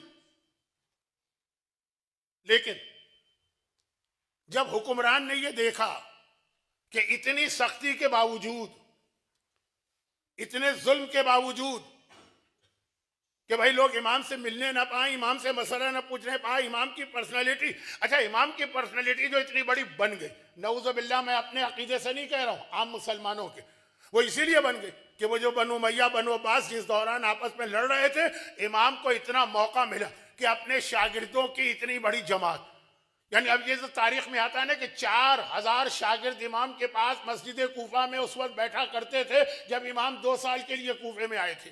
आप में से तकरीबन हर एक ने जियारत तो की है ना कूफे की। मस्जिद कूफा के अंदर वो सुतून याद है ना, सुतून इमाम सादिक, जो सबसे आखिरी जियारत कराई जाती, और जहां से फिर मुस्लिम इब्ने अकील के रोजे का मर्दों का दरवाजा शुरू होता। तो यही है ना कि वहां 2 साल इमाम ने 4000, या आज के 4000 नहीं, उस जमाने के 4000, इसको 1000 नहीं, 10,000 नहीं, 1 लाख से मल्टीप्लाई करें तो पता चलेगा कितनी बड़ी यूनिवर्सिटी इमाम की थी। तो अब वो उस जमाने में जब आपस में लड़ रहे थे, जब जंग खत्म हुई, बनु अब्बास को इख्तियार मिल गया, अब इमाम से लोगों को रोकना, मगर हर जुल्म के बावजूद लोग पहुंच रहे। कहा इसका दूसरा तरीका इख्तियार कर, और वो ये कि इमाम के सामने दूसरे इमाम बना बना के बिठा दो। हम दूसरों का इमाम नहीं मानते, लेकिन जो कि उनके नाम के साथ इमाम लग गया, जैसे इमाम अबू हनीफा, इमाम यूसुफ, इमाम मोहम्मद, का इनके सामने बिठा दो। इतने सारे इमाम, सबके साथ सबको ये टाइटल दे रहे इमाम का। बचपने में एक कहानी मैंने पढ़ी थी, पता नहीं आजकल भी बच्चे पढ़ते हैं कि नहीं पढ़ते, अली बाबा और 40 चोर। उसमें थी बहुत ही चालाक किस्म की, होशियार किस्म की बच्ची मर्जीना। वो निकली रात के वक्त, देखा कि आका के दरवाजे में क्रॉस लगा हुआ है, वो डाकू लगा के गए थे। वक्त नहीं है, मैं कहानी नहीं सुनाना चाहता आपको। उसकी समझ में नहीं आया क्रॉस क्यों लगाया गया, लेकिन समझ गई कोई मकसद है, उसने हर घर के दरवाजे पे क्रॉस लगा दिया। वो क्रॉस लगाया गया था कि इस आदमी को आके कत्ल करना। अब हर दरवाजे पे लग गए। चुनांचे जब डाकू आए तो कंफ्यूज हो गए कि इनमें से असली दरवाजा किसका। ये मैं कहानी नहीं सुना रहा हूं, जिन्होंने नहीं पढ़ी उनकी समझ में नहीं आया होगा कि मौलाना क्या कह गए, जिन्होंने पढ़ी होगी वो समझ गए होंगे। तो अब ये एक तरीका होता, एक जैसे बहुत सारे बना दो। अच्छा, बना दिए गए, अब सब इमाम के सामने आ गए। अच्छा, उसके बावजूद लोग आसानी से नहीं जा रहे। भाई पता है ना कि हकीकत क्या। तो हुकूमत ने एक ऐलान किया कि अगर हमारे अपॉइंटेड इमाम के पास आकर कोई मसला पूछेगा तो उसे 1 दिरहम इनाम दिया जाएगा। अच्छा, ये भी मैं अर्ज कर दूं कि वो जो अपॉइंटेड इमाम थे, जिनमें से एक आध का नाम मैं मजलिस में ले चुका हूं, इस वक्त रिपीट नहीं करना चाहता, उनकी पूरी पॉलिसी ये थी कि हमें हर मसला छठे इमाम के उलट बताना। उनके पास और कुछ नहीं, छठे इमाम के उलट बताना। चुनांचे बहुत ही मशहूर वाकया कि उन झूठे इमामों में से एक ने अपने एक शागिर्द को बुलाया और कहा कि जो छठे इमाम, ये मैं लफ्ज कह रहा हूं, उसने तो कहा अबू अब्दुल्ला जाफर इब्ने मोहम्मद जो नमाज का तरीका बताते हैं वो तो मैंने उनसे सीखा है, 2 साल रहा और हर चीज के उलट फतवा दिया। अगर वो कहते हैं अलहम के बाद मसलन एक सूरा पढ़ना है तो मैंने कहा नहीं, आधे सूरे से भी काम चलेगा। अब ये फिक़्ही मसाइल में इख्तिलाफ अपनी जगह है, लेकिन मैं अर्ज कर रहा हूं, अगर उन्होंने कहा कि नमाज में हाथ खोलना है तो मैंने फतवा दिया है कि नहीं, नमाज में हाथ बांधना है। अगर उन्होंने कहा है कि रुकू में जाते वक्त पहले हाथ जमीन पे रखना है फिर घुटने रखना है तो मैंने फतवा दिया है पहले घुटने रखना है फिर हाथ रखना है। जो नमाज मैंने उनकी देखी, जो उनसे सीखी, जो उनके सामने, जो उन्होंने मेरे सामने पढ़ी, मैंने भी नमाज का तरीका लोगों को बताया, लेकिन मेरा एक सेट फार्मूला था, ना कुरान ना हदीस। जो जाफर इब्ने मोहम्मद कहते हैं उसका उल्टा फतवा देना। बस एक चीज मुझे अब याद नहीं आ रही कि जाफर इब्ने मोहम्मद क्या कहते हैं कि अगर आदमी रुकू में जाए तो आंखें खुली रखना है कि आंखें बंद रखना, ये मुझे याद नहीं आ रहा। बाकी तो सारी चीजें मुझे याद है, मैंने उल्टा फतवा दिया। ये पूछ के आ जाओ ताकि मैं इसके भी उल्टा फतवा दे दूं। तो पूरी पॉलिसी ये थी कि जो फतवे इमाम दे रहे हैं, इमाम फतवा नहीं देता, इमाम हुक्म खुदा बताता है, फतवा मुज्तहिद देता है, लेकिन बात को समझाने के लिए लफ्ज कहना पड़ रहा है कि वो लोग फतवे दे रहे। उन्होंने कहा हमें फतवा देना है ना कुरान से ताल्लुक है ना हदीस से, क्योंकि हकीकत यह है कि ना वो लोग कुरान समझे ना वो हदीस समझे। हमें तो ये देखना जाफर इब्ने मोहम्मद ने जो कहा है हमें उसके उलट करना। और फिर ये तो ठीक है, उलट तो करना है, मगर तुम्हारे पास आएगा कौन? ऐलान हो गया, जो इनसे मसला पूछेगा उसे 1 दिरहम मिलेगा। अब जरा देखिए, जो इमाम से मसला पूछेगा उसकी जान खतरे में पड़ जाएगी, और जो उनसे मसला पूछेगा उसे 1 दिरहम मिलेगा। घर बैठे दौलत किसको बुरी लगती है? साहिबान ईमान, मुत्तकी, परहेजगार, सादात घराने से ताल्लुक रखने वाले। जब पता चलता है कि मसलन सेंट्रल लिंक या सर्विसेज ऑस्ट्रेलिया से फुला फुला पैसा ये कह के मिल सकता है, तो कितने लोग फ्रॉड और चीटिंग से काम लेते हैं। मिस स्टेटमेंट, मिस इन्फॉर्मेशन, चाहे वो काम कर रहे हैं वहां शो करेंगे हम काम नहीं कर रहे। खुसूसियत के साथ मैं यहां पर रुककर एक हदीस पढ़ना चाहता हूं, खुसूसियत के साथ। ये जुमला मेरा भी नामुकम्मल तो है छठे इमाम के हवाले से, लेकिन इसका रब्त मिलेगा हदीस के पहले हिस्से से। एक बार छठे इमाम के करीब तरीन सहाबियों के ग्रुप ने जाके पूछा था, मौला आपकी शख्सियत इतनी बड़ी बन गई, तो मौला ये बताइए कि इतने सारे आपके शागिर्द बन गए गैर। वो वाकया भी याद कीजिए जब इमाम ने अपने एक सहाबी को तंदूर में बैठने का हुक्म दे दिया था। वाकया मशहूर है इसलिए मैं पढ़ नहीं रहा हूं, लेकिन किस वजह से खुरासान से एक आदमी आया था। अच्छा, अब आजकल तो फिर वही बात के पाकिस्तान के मोमिनीन यूट्यूब पे देखते होंगे गजवा खुरासान, गजवा हिंद, गजवा खुरासान, गजवा हिंद। खुरासान एक बहुत बड़े इलाके का नाम।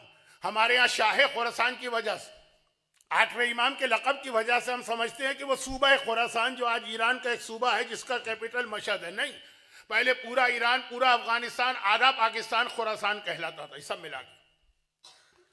तो खुरासान एक बहुत बड़े इलाके का नाम है। वहां से एक आदमी आया, कहा मौला इस वक्त मेरे शहर में 1 लाख शिया ऐसे हैं जो आपके नाम पे तलवार निकाल के जिहाद करने को तैयार हैं, तो मौला आप मैदान में निकलिए ना। 1 लाख, 1 लाख, आज के 1 लाख नहीं, उस जमाने के 1 लाख। तो इमाम ने वो एक साहबी आए, उनसे कहा जाके आग में बैठ गया। पहले तो इससे कहा, ये तो घबरा गया, कहा मौला क्यों, आखिर किस लिए? मैं तो ज़ियारत के लिए आया था, आग में बैठने के लिए तो नहीं आया था। इमाम ने एक और साहबी आया, कहा तुम आग में बैठ जाओ। वो बैठ गए। तब इमाम ने कहा ऐसे हमारे कितने मानने वाले। आप कहेंगे आज भी इमाम के नाम पे जान देने वाले बहुत है। जान देना नहीं, इमाम की बात पे आंखें बंद करके कबूल कर लेना। याद रखिए कि अगर आज इमाम होते ना, नऊज़ बिल्लाहि मिन ज़ालिक, यही यूट्यूब, यही फेसबुक, यही व्हाट्सएप पर यही मोमिनीन कराम इमाम के खिलाफ इतनी पोस्टें करते और इतने मैसेजेस देते। मैं सबकी बात नहीं कर रहा हूं, लेकिन जो हमारे यहाँ ग्रुप है ना, कि फेसबुक और इंस्टाग्राम और ये यूट्यूब और व्हाट्सएप जैसा बदतमीज बना दिया है। अरबी का एक लफ्ज है जसूर, शान में गुस्ताखी करने वाला, जसारत वाला, ना बड़े को देखे, ना छोटे को देखे, ना आलिम को देखे, ना जाहिल को देखे, ना मर्जे को देखे, ना नाइब इमाम को, जो कुछ चल रहा है आजकल। तो खैर बात ये हो रही थी कि इमाम ने ये नहीं कहा आग में बैठना असल मकसद नहीं। इमाम ने जो कहा आंखें बंद करके इमाम की बात पे अमल करना है, क्यों, क्या, किस लिए, वाय वगैरह कुछ नहीं होगा। ऐसे इमाम ने कहा कितने का मौला, ऐसे तो शायद 5 भी ना निकले।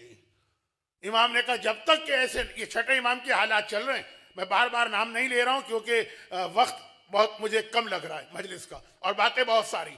इमाम ने कहा जब तक ऐसे हमारे चाहने वाले नहीं होंगे हम मैदान में नहीं निकलेंगे।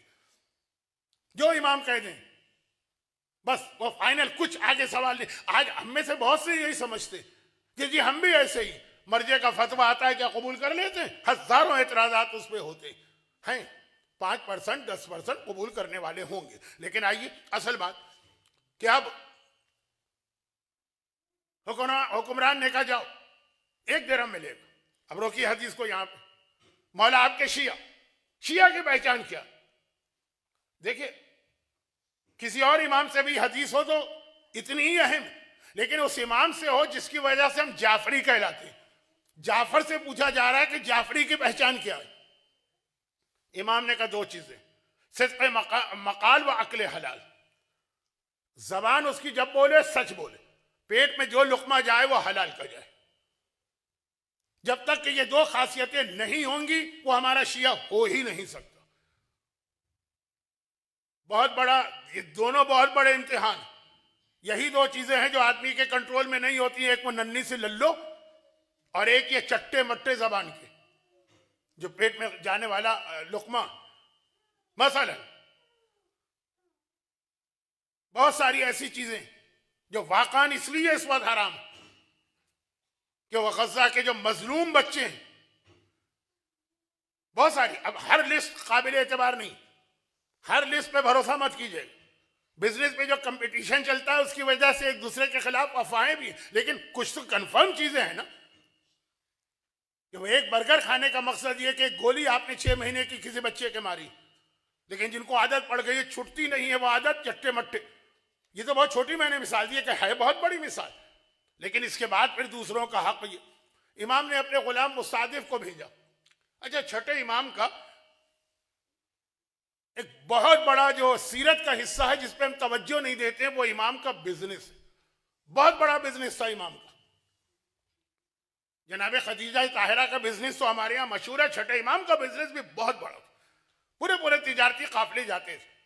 और शायद मैंने अय्याम अज़ा के बाद की किसी तकरीर में छठे इमाम की कुछ बिजनेस वाली हदीसें सुनाई थी। और ये भी कहा था कि MBA का स्टूडेंट जो मुझे मिला, उसने कहा मौलाना ये तो हमें MBA में पढ़ाया जाता, ये हदीसें आज तक कहाँ छुपी हुई थी। मैंने कहा सब किताबों में, हत्ता उर्दू किताबों में। खैर मैं जरा सा हटा, छठे इमाम की हदीस है। मसलन उसमें एक हदीस, सारा इन्वेस्टमेंट किसी एक फील्ड में ना करो, थोड़ा थोड़ा कई जगह पे करो। मुझे याद है मैंने अंग्रेजी का एक मुहावरा भी उर्दू में पढ़ा था, पता नहीं सही पढ़ा कि गलत, सारे अंडे एक टोकरी में मत रखो, वो इमाम ने कहा। तो खैर मिस्र, मदीना, इमाम मदीने में, तो मदीने के एक तरफ मिस्र बहुत मालदार सूबा। एक जमाने में तो दरियाए नील की वजह से जब दुनिया में सारी इकोनॉमी ज़राअत पे चलती थी, बेहतरीन इकोनॉमी थी मिस्र। इमाम ने तिजारत के काफिला भिजवाया, बहुत सारे लोग गए, अकेले नहीं, इमाम का भी उसमें शेयर था, दूसरे भी थे। इमाम का गुलाम मुसादिफ का, तुम भी जाओ। वो गया और ये एक रूटीन तिजारत है, हर 4-6 महीने बाद जाता है, वापस आया का मौला ये लीजिए, ये प्रॉफिट। इमाम ने देखा का इतना प्रॉफिट, ये तो वही आइटम है जो हर साल भिजवाए जाते हैं, इतना प्रॉफिट तो कभी नहीं हुआ, आज ये इतना प्रॉफिट कैसे लेके आ गए। मसलन हर दफा जाता है तो 1 मिलियन लेके आता, आज 10 मिलियन लेके आ गए। वही आइटम है, वही चीजें हैं, वही शहर है, वही इलाका और पुरानी दुनिया है जहां पे बहुत स्लो चलती थी दुनिया का। फर्जंद रसूल, हमारी तो ये मेरे अल्फाज, लॉटरी खुल गई, या शायद अंग्रेजी में कहा जाए जैकपॉट निकल है। जब हम मिस्र पहुंचे पता चला आजकल ये चीजों की वहां शॉर्टेज, उसमें बहुत सारे फूड आइटम थे, लोग तड़प रहे हैं, अपने घर भेजने को तैयार हैं इन चीजों के लिए। जब हमने ये देखा तो हमने तो मुंह मांगी इसकी कीमत लगा दी और लोगों ने दी, जरूरत थी लोगों की। इमाम जोश की आलम में, जलाल, जिसको उर्दू में हम जरा बदतमीजी से कहें, गुस्से के आलम में अपनी जगह से खड़े हो, कहा मुसलमानों की मजबूरी से नाजायज फायदा उठा के तुम प्रॉफिट लाके मेरे सामने रखते हो, वापस ले जाओ, एक दिरहम इसमें से मैं नहीं लूंगा, जाके गरीबों को सदका कर दो। और फिर कहा कि इन्ना मुजालदत अस्सुयूफ अहवनु मिन तलबिल हलाल, याद रखो तलवारें चलाना और तलवारों के जख्म खाना ये छोटी तकलीफ है, तलब हलाल इससे ज्यादा मुश्किल काम है। तुम्हें तलवारों का निशाना बनाया जाए ये कम है, लेकिन रिस्क हलाल के लिए कोशिश करो, नहीं चाहिए कम होला, इसमें तो कुछ आपका हकीकी प्रॉफिट भी है। कहा कि नहीं, इसकी वजह से जो कि लोगों से हराम प्रॉफिट लिया गया, मुझे ये हलाल वाला भी नहीं चाहिए।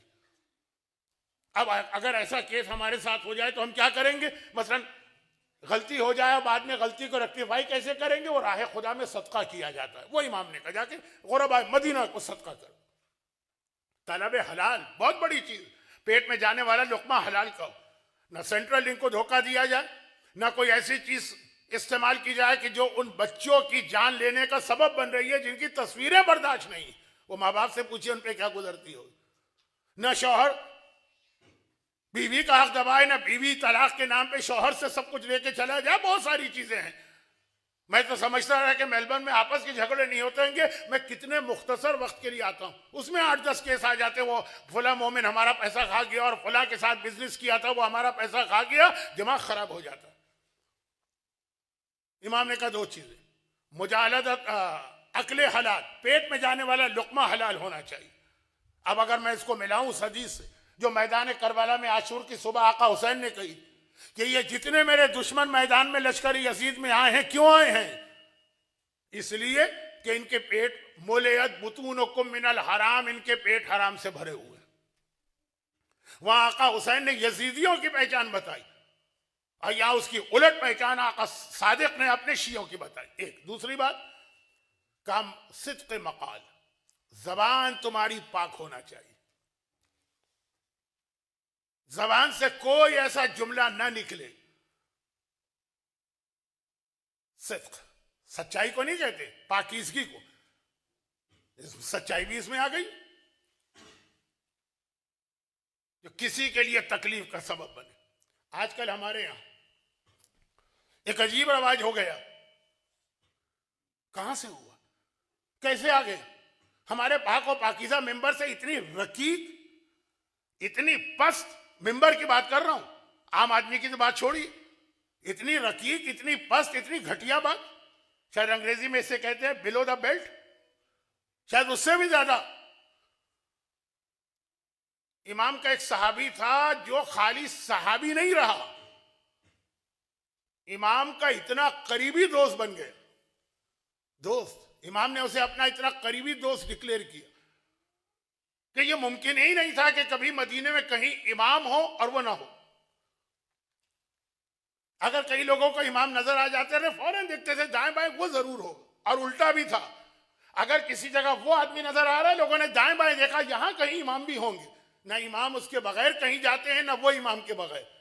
जाने का मतलब ट्रैवलिंग नहीं, बाजार जा रहे हैं, मस्जिद जा रहे हैं, मदरसे जा रहे हैं, हर जगह वो इमाम के साथ।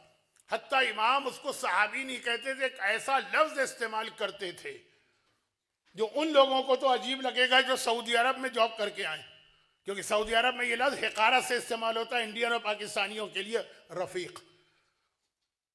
सऊदी अरब में हम लोगों को हिकारत से कहते हैं रफीक, रफीक, रफीक, बहुत ही हिकारत का लफ्ज। लेकिन अरबी में तो बहुत अहमियत वाला लफ्ज है ये। दोस्त और सहाबी से भी एक डिग्री ऊपर है रफीक। वो इमाम का रफीक कहलाता। तो एक बार इमाम उसके साथ बाजार में गए, बाजार मदीना।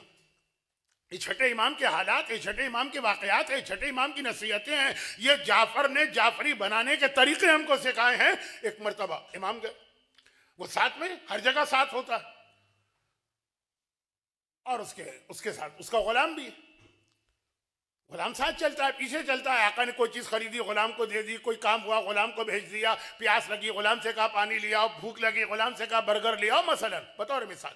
गुलाम हर जगह साथ होता है। अब वो बाजार में दाखिल हुआ। बाजार तो जरा बहुत ही इंटरेस्टिंग किस्म की जगह होती थी ना पहले। शायद आज भी हो, लेकिन पहले तो बहुत इंटरेस्टिंग।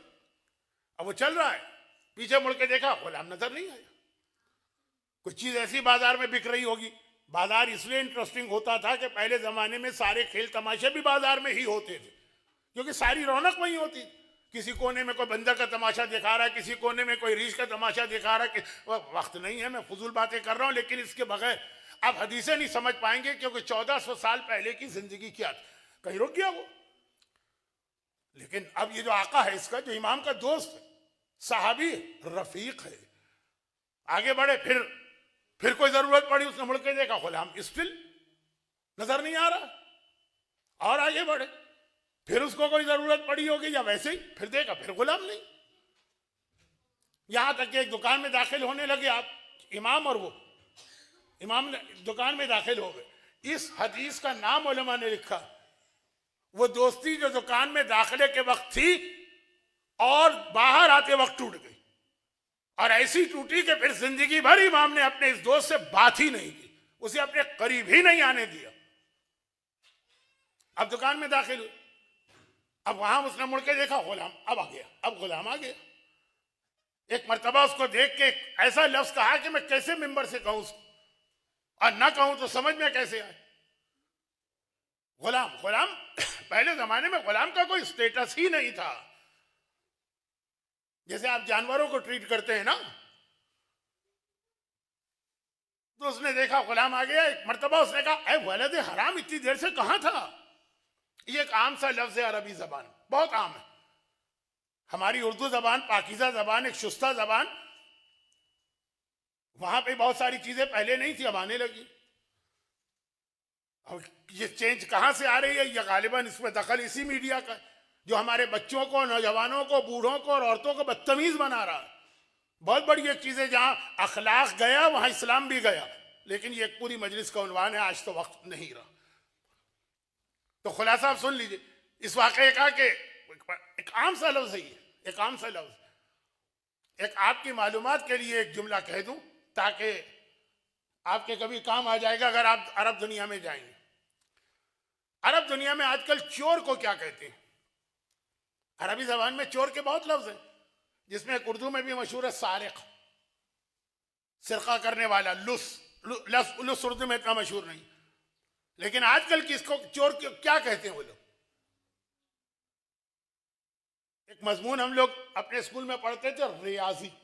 इसी रियाजी के काफिये का एक और लफ्ज लेकर आइए जो हे से शुरू होता है, वो चोर को कहते हैं।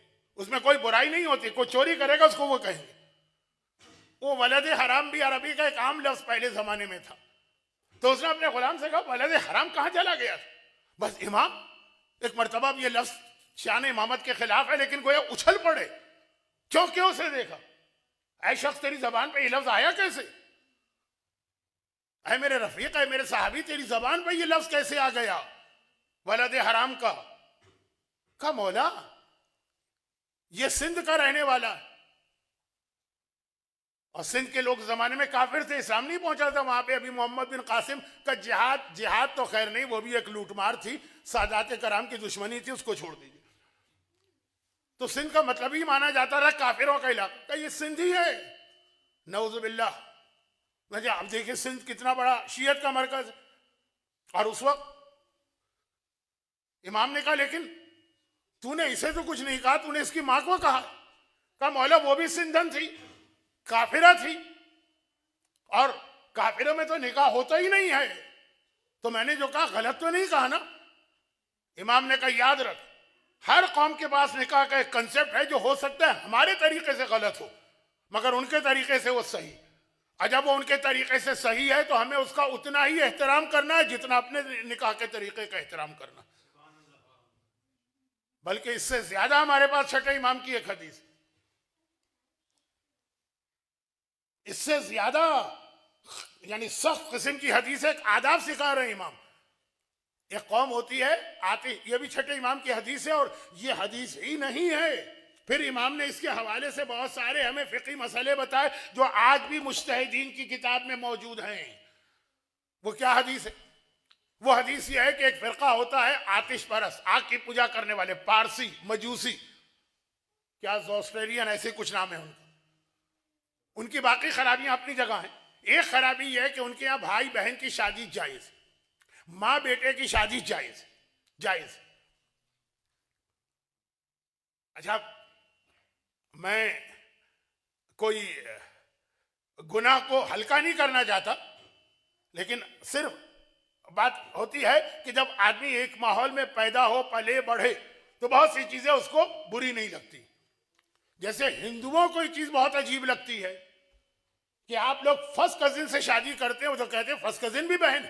जैसे कोई मुसलमान ये बर्दाश्त नहीं कर सकता कि वो अपनी बहन से शादी करे। वैसे हिंदुओं के एतबार से खालाजाद, फूफीजाद, मामूजाद, फूफीजाद, ये कजिन, ये इनका भी वही स्टेटस। वो इतना ही इस पे चौंकेंगे जो सही हिंदू है, इतना ही चौंकेंगे और बुरा समझेंगे जैसे अगर आप कहीं के सुने कि भाई ने बहन से शादी कर ली।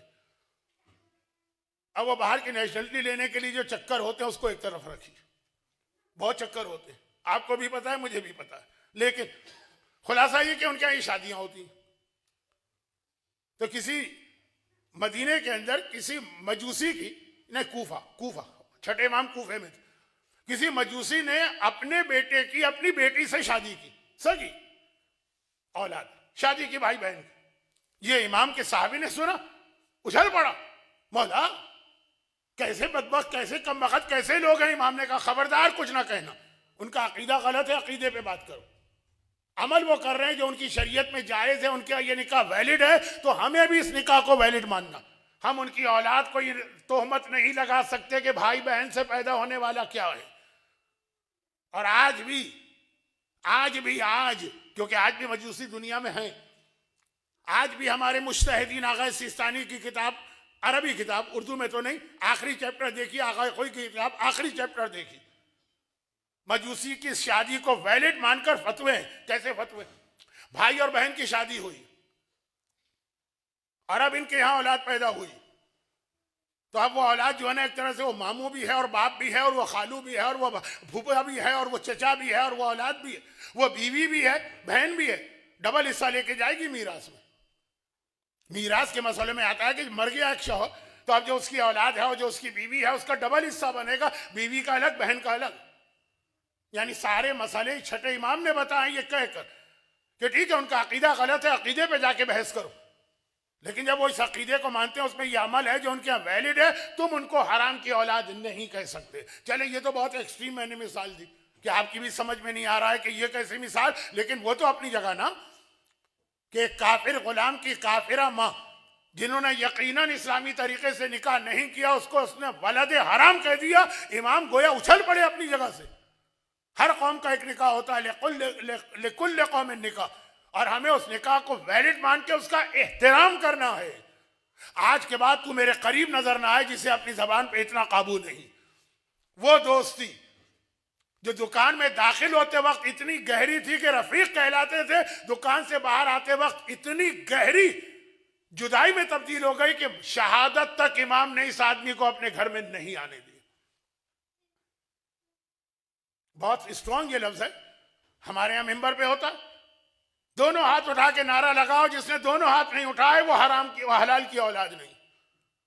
भाई गलती से हमारा एक हाथ नहीं उठा तो हमारी माँ का निकाह टूट गया, हमारी माँ सैदानी के ऊपर इतनी बड़ी तोहमत आ गई। नहीं, दोनों हाथ उठाना लाजिम है, वरना वो हलाल की औलाद नहीं। जरा जरा सी बात पे फुला काम ना करो तो वो हलाल की औलाद नहीं। मिंबर, जब मिंबर पे ये रकीक जुमले बिलो द बेल्ट इस्तेमाल हो रहे हैं, तो आम जिंदगी में तो ये लोग पता नहीं क्या करते होंगे। ये क्या छठे इमाम ने अपने शिया का तस्वुर दिया? ये इतनी बड़ी तोहमत एक सैदानी पे लगा दी जाती है बड़े आराम के साथ।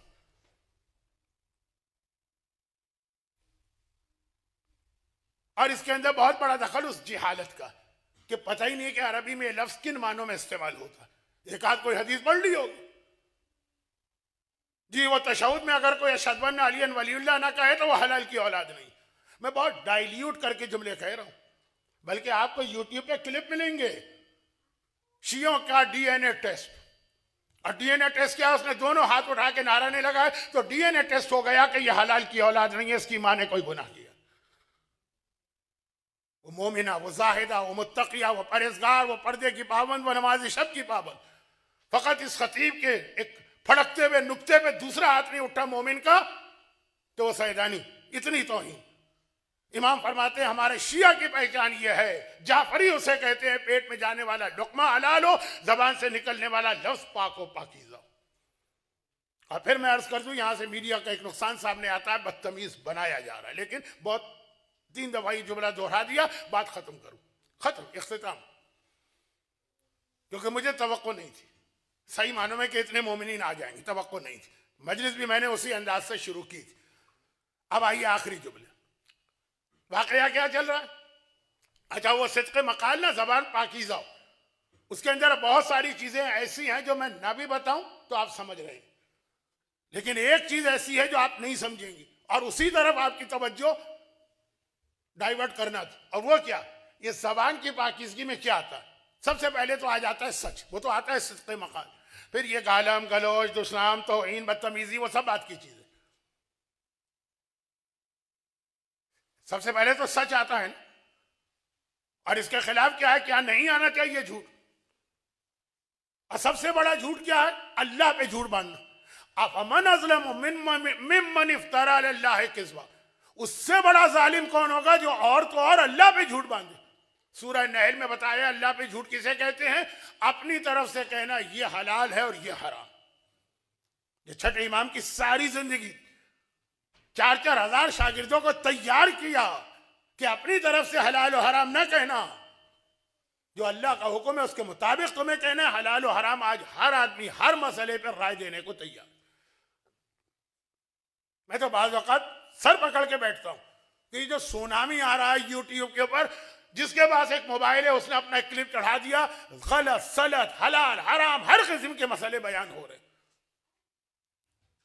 इमाम ने बाकायदा है, हर एक को इजाजत नहीं दी, एक मदरसा कायम किया। अच्छा, अब हुआ क्या, अब इसमें बहुत बातें कहना थी, टाइम नहीं। अब हुआ ये कि हुक्मरान ने देखा कैसे इमाम का तोड़ कैसे किया जाए, इमाम का कैसे रिश्ता काटा जाए उम्मत से, जुल्म सख्तियां सब कुछ लेकिन लोग पहुंच जाते हैं। तब उसने ये किया कि सामने बिठा दिया अपने, और अपनों की पॉलिसी ये थी कि जो इमाम कहेंगे उसका उल्टा करना। फिर भी लोग नहीं आ रहे, ऐलान कर दिया 1 दिरहम मिलेगा। अब ये उस जमाने का सेंट्रल लिंक है, या आजकल शायद उसको सर्विस ऑस्ट्रेलिया कहते हैं। ये चीजें तो कि हमारा तो कभी शोभा ही नहीं रहा, जाओगे और 1 दिरहम मिल जाएगा, एक मसला पूछो 1 दिरहम लेके आओ। अब कितने ही ऐसे लोग थे जिनको सब पता है कि क्या हो रहा है, फ्रॉड है, चीटिंग है, गलत है, सब कुछ है। कहते हमें कौन सा उसके मसले पे अमल करना है, जाएंगे एक मसला पूछेंगे और आ जाएंगे 1 दिरहम लेके, पूरा दिन गुजर जाएगा। पुराने जमाने का दिरहम, 1 दिरहम 1 दिन के लिए काफी है। न काम न काज, कुछ मेहनत नहीं करना, आराम से उठिएगा 11 बजे, अंगड़ाइयां लेते हुए, फिर नाश्ता करके टहलते हुए जाइए, दिरहम लेके आइए, फिर पहुंच जाइए शॉपिंग सेंटर में, खर्चों पे खर्चा कीजिए, फिर भी शाम तक खत्म ना हो। इससे आसान लाइफ क्या होगी। अब उसमें एक वाकया सुन लीजिए, अगरचे इस वाकये का असल जो पैगाम है ना, वो मेरा पूरा एक अशरा। अभी तक मैंने ये जुमला नहीं कहा था कि मेरी ये तकरीर एक पूरा अशरा, अभी तक नहीं कहा था, वैसे आदत पड़ गई है, लेकिन अब कह रहा हूं क्योंकि बिल्कुल इख्तिताम पर मेरी तकरीर पहुंच चुकी है। वह आखिरी जुमला, अभी ठहरिए। ऐसे इमाम के एक बहुत ही करीबी साहबी, बहुत करीबी तो नहीं लेकिन इमाम के पास आने जाने वाले, उठने बैठने वाले, एक दिन उनको भी सूझिए कि चलो भाई 1 दिरहम फ्री में मिल रहा है, कौन सा हमें उसको सीरियस लेना है या उसकी बात पे अमल करना है या उसका एहतराम करना है। जाएंगे दिरहम लेके आ जाएंगे, घर से निकले, मसलन 100 मीटर चले तो एक मर्तबा उनके दिल में ख्याल आया, ये वही जो इमाम ने इनको टीचिंग्स दी हैं उसकी वजह से। वापस हुए, आ गए घर में, नहीं गए, शाम को मौला के पास गए, कहा मौला आज तो मैं भी जरा सा बहक जाता, मैं जा रहा था 100 मीटर गया, अपने घर से निकल के वापस आ गए। इमाम ने कहा अच्छा वापस क्यों आए, ये बहुत अहम एक मसला है। कहा मौला मैंने सोचा कि मैं वहां जा रहा, उससे मसला पूछूंगा, ना मुझे उसकी इज्जत करना, ना मुझे उसके मसले पे अमल करना, 1 दिरहम मिला। लेकिन अगर कोई आम मोमिन मुझे वहां देख ले और वो ये सोचे कि इमाम का शागिर्द जब इस आदमी से मसला पूछ रहा तो ये जो झूठा है ना, ये कितना अहम होगा। झूठा मैं कह रहा हूं बात समझाने के लिए। इमाम का शागिर्द, इमाम के बाद बैठने वाला भी जाके मसला उनसे पूछता। और मौला फिर मेरे दिल में ख्याल आया, बाद लोगों की आदत होती है ना, देखिए ये आदत इमाम के जमाने से चल रही थी, आज तक चल रही है। वो क्या, कि बाद लोग ऐसे होते हैं जो मुझे जानते भी नहीं, वो आएंगे जाके देखेंगे मसलन इमाम के घर में जाएंगे। अब वो इमाम का सख्तियों का जमाना है, इमाम के पास कोई आने ही नहीं देता हुकूमत का आदमी। करीब 2-3 आदमी बैठे, वहां जाके गिनेंगे 100, 200, 400, 500। ये बहुत बड़ा आलिम है, इसके पास 500 बैठे हुए। क्या उस 500 में से 400 सिर्फ एक दिरहम लेने के लिए गए होंगे? लेकिन जब बाहर से एक आदमी देखेगा, एक मजमा नजर आएगा ना। आजकल नहीं, लाइक्स, सब्सक्राइबर, कितने लोग जो है ना वो उसको फॉलो कर रहे हैं, इसी से आजकल फैसला होता है ना भाई बहुत बड़ा आलिम है। क्यों? उसके 3 लाख फॉलोअर्स हैं। इसी से लोग आजकल डिसाइड करते हैं बड़ा आलिम कौन है, छोटा आलिम कौन है, बड़ा खतीब कौन है, छोटा खतीब कौन है। जो मैं पिछली दफा कहा था ना कि जब टॉप 3 है, अगर आप ग्राफ उल्टा करें तो मैं आ जाऊंगा टॉप 3 में। क्योंकि आपको नजर आएगा 15 आदमी, वहां देखेंगे आप 5000 आदमी। अब 5000 वाले सही भी हैं बहुत सारे, लेकिन मैं कह रहा हूं ये जो एक आम आदमी है जो इतना डीप में नहीं जाता मजहब के, वो इसी से फैसला करता है ना ये बहुत पॉपुलर है तो बहुत अच्छा भी होगा। ये 1400-1300 साल पहले इमाम के साहबी ने बात कही थी कि मौला अगर कोई आम सा आदमी आए जो ना मुझे जाने ना उसको जाने ना आपको जाने, वो देखेगा यहां बैठे 5 आदमी, वहां बैठे 500 आदमी, वो कहेगा वो बहुत बड़ा आलिम है। मेरी वजह से, मेरी मौजूदगी की वजह से उसकी शख्सियत कितनी बड़ी बन जाएगी, ये ख्याल करके मैं वापस आ गया। 2 चीजें, नंबर 1 इक़राए बिल जहल, जो तुम्हें अच्छा मानता है उसकी वजह से धोखा ना खा जाए, जो तुम्हें नहीं जानता लेकिन मजमे की कसरत की वजह से धोखा ना खा जाए। इमाम ने कहा तुमने बिल्कुल ठीक किया, लेकिन क्या तुम्हें पता है? अब ये जुमला है जिससे पूरा एक अशरा बनेगा, पूरा अशरा। डरिए नहीं, घबराइए नहीं। 14,000 मील का फासला तय करके मैं आपको 14,000 घंटे की तकरीर नहीं सुनाऊंगा। मेरी तकरीर आखिर में पहुंच गई, मसाइब शुरू हो रहे हैं। अब ये जुमला सुनिए। इमाम ने कहा अच्छा क्या तुम्हें पता है, तुम इतने अरसे से मेरे पास आ रहे हो, मेरे शागिर्द हो, उठते बैठते हो और सही किस्म के हो। देखिए इसकी आखिरी जो इसकी रीजनिंग जो इसने थी, मैं जाती तौर पे एक मसला पूछा मैंने, ये वाकया नहीं, वाकया बता रहा हूं, कोई सपोज नहीं कर रहा हूं। मरहूम आगा खुई से जो मेरी पहली तकलीफ थी कि एक इमाम जमात है, मेरी निगाह में वो आदिल नहीं, क्योंकि उसने कुछ मेरे सामने ऐसे काम किए, लेकिन अब यूनिटी की खातिर और लोगों में उसकी तौहीन न उसकी खातिर मैं उसके पीछे नमाज पढ़ना चाहता हूं। मुझे पता है कि ये आदिल नहीं, एक तो एक है वैसे शक नहीं, मुझे मालूम। उन्होंने कहा कि यूनिटी और ये कि उसकी तौहीन ना हो, पढ़ सकते हो, लेकिन इक़राए बिल जहल नहीं होना चाहिए। अगर कोई आदमी आप पर बहुत ज्यादा ट्रस्ट करता और वो आपको उसके पीछे नमाज पढ़ते देखेगा तो समझेगा कि वो पेश नमाज सही होगा, तभी फुला साहब उसके पीछे नमाज पढ़ रहे, फिर जायज नहीं। ये वो लफ्ज है जो इमाम ने इस सहाबी को बताया था। नहीं, सहाबी ने इमाम को बताया था कि मौला मैं इस वजह से नहीं गया, और इमाम ने तस्दीक की। लेकिन फिर इमाम ने कहा, और बहुत गलत वक्त पे ये जुमला मेरी जबान पे आ रहा है। गलत वक्त क्यों? कि वक्त बहुत गुजर गया, 1.25 घंटे हो गए। जो लोग बाद में आए उनको पता नहीं होगा, मैंने 1.25 घंटे से ज्यादा, आज टाइम से पहले मैंने मजलिस शुरू कर दी। तो काश बीच में आ जाता तो इसको जरा और समझा के बताता, लेकिन खैर। इमाम ने कहा तुम्हें पता, अब बहुत एहतियात से बात कर रहा हूं, कि आखिर इतनी दूर भी तुम क्यों गए 100 मीटर? एक गलत जगह जा रहे हो, जो तुम्हारे पास 2 वजूहात है, दोनों बिल्कुल वैलिड है, पहले तुम्हारे जहन में क्यों नहीं आई? 100 मीटर के बाद क्यों आई? अब बहुत एहतियात के साथ बात करना। और इमाम ने कहा देखो तुम हो, मैं हूं और कोई नहीं। इस सहाबी का नाम भी नहीं आया रिवायतों में ताकि तौहीन न हो, नाम भी नहीं आया। कहा कि जब तुम अपनी मां के पेट में थे ना, एक बार तुम्हारी मां के दिल में गुनाह का इरादा पैदा हुआ और वह घर से निकली और 100 मीटर चली, फिर एकदम उसे खौफे खुदा हुआ, वो वहीं से वापस आ गया। उस वक्त जब तुम उसके पेट में थे, उसका 100 मीटर गुनाह की तरफ चलना और फिर वापस आ जाना, वो सबब बना कि आज तुम जैसा मेरा करीबी शागिर्द भी 100 मीटर गुनाह की तरफ चला और फिर वापस आ गया। अगर वो पूरा चलती तो शायद तुमसे भी ये गुनाह हो जाता। वो मोमिना, नाम ना उसका आया ना उसके बेटे का आया, इतनी तारीफों के साथ ये नाम आया, इस साहबी का जिक्र आया, क्योंकि मैसेज भी देना है, इसकी तौहीन भी नहीं होना है।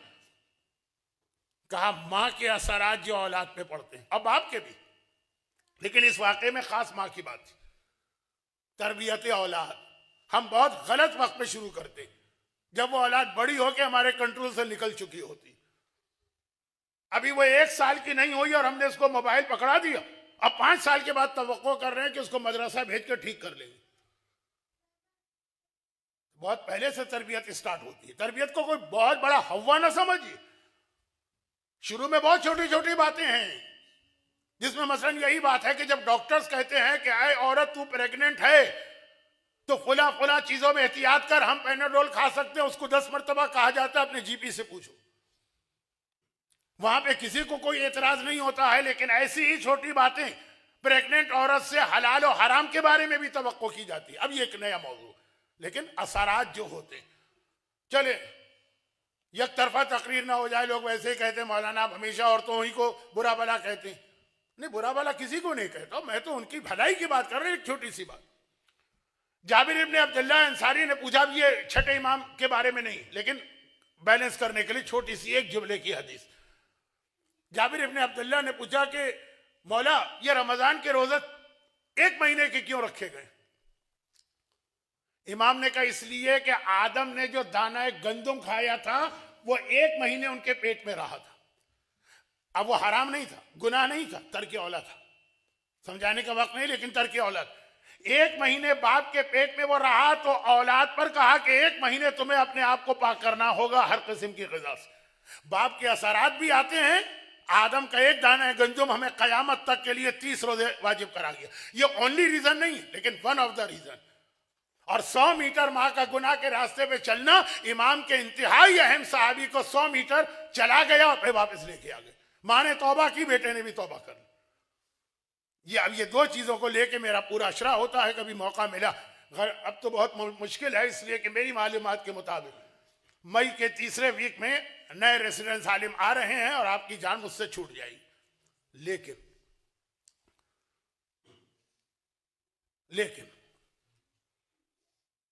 ये सारी कोशिशों के बावजूद जब हुक्मरान नाकाम रहा, देखिए मैंने 3-4 चीजें अलग अलग करके बताई, अब उसकी लिस्ट बताने का मौका भी नहीं। इमाम को कैद में भी डाला गया, इमाम से एक्सेस भी रोक दिया गया, इमाम के सामने झूठे इमाम भी लाके बिठाए गए, झूठे इमामों के पास जाने वालों को इनामात भी दिए गए। और फिर भी जब काम ना बना तो उसने वो आखिरी तरीका इख्तियार किया जो पिछले साल की मेरी इसी मजलिस में आया था। वो ये कि अब कहा कि बाहर से तो हमने सारी कोशिश कर ली, अब हमें इमाम के घर के अंदर पेनिट्रेट करके वहां से गुमराही फैलाना। इमाम के एक बेटे को तैयार किया, तुम अपने बाप के खिलाफ,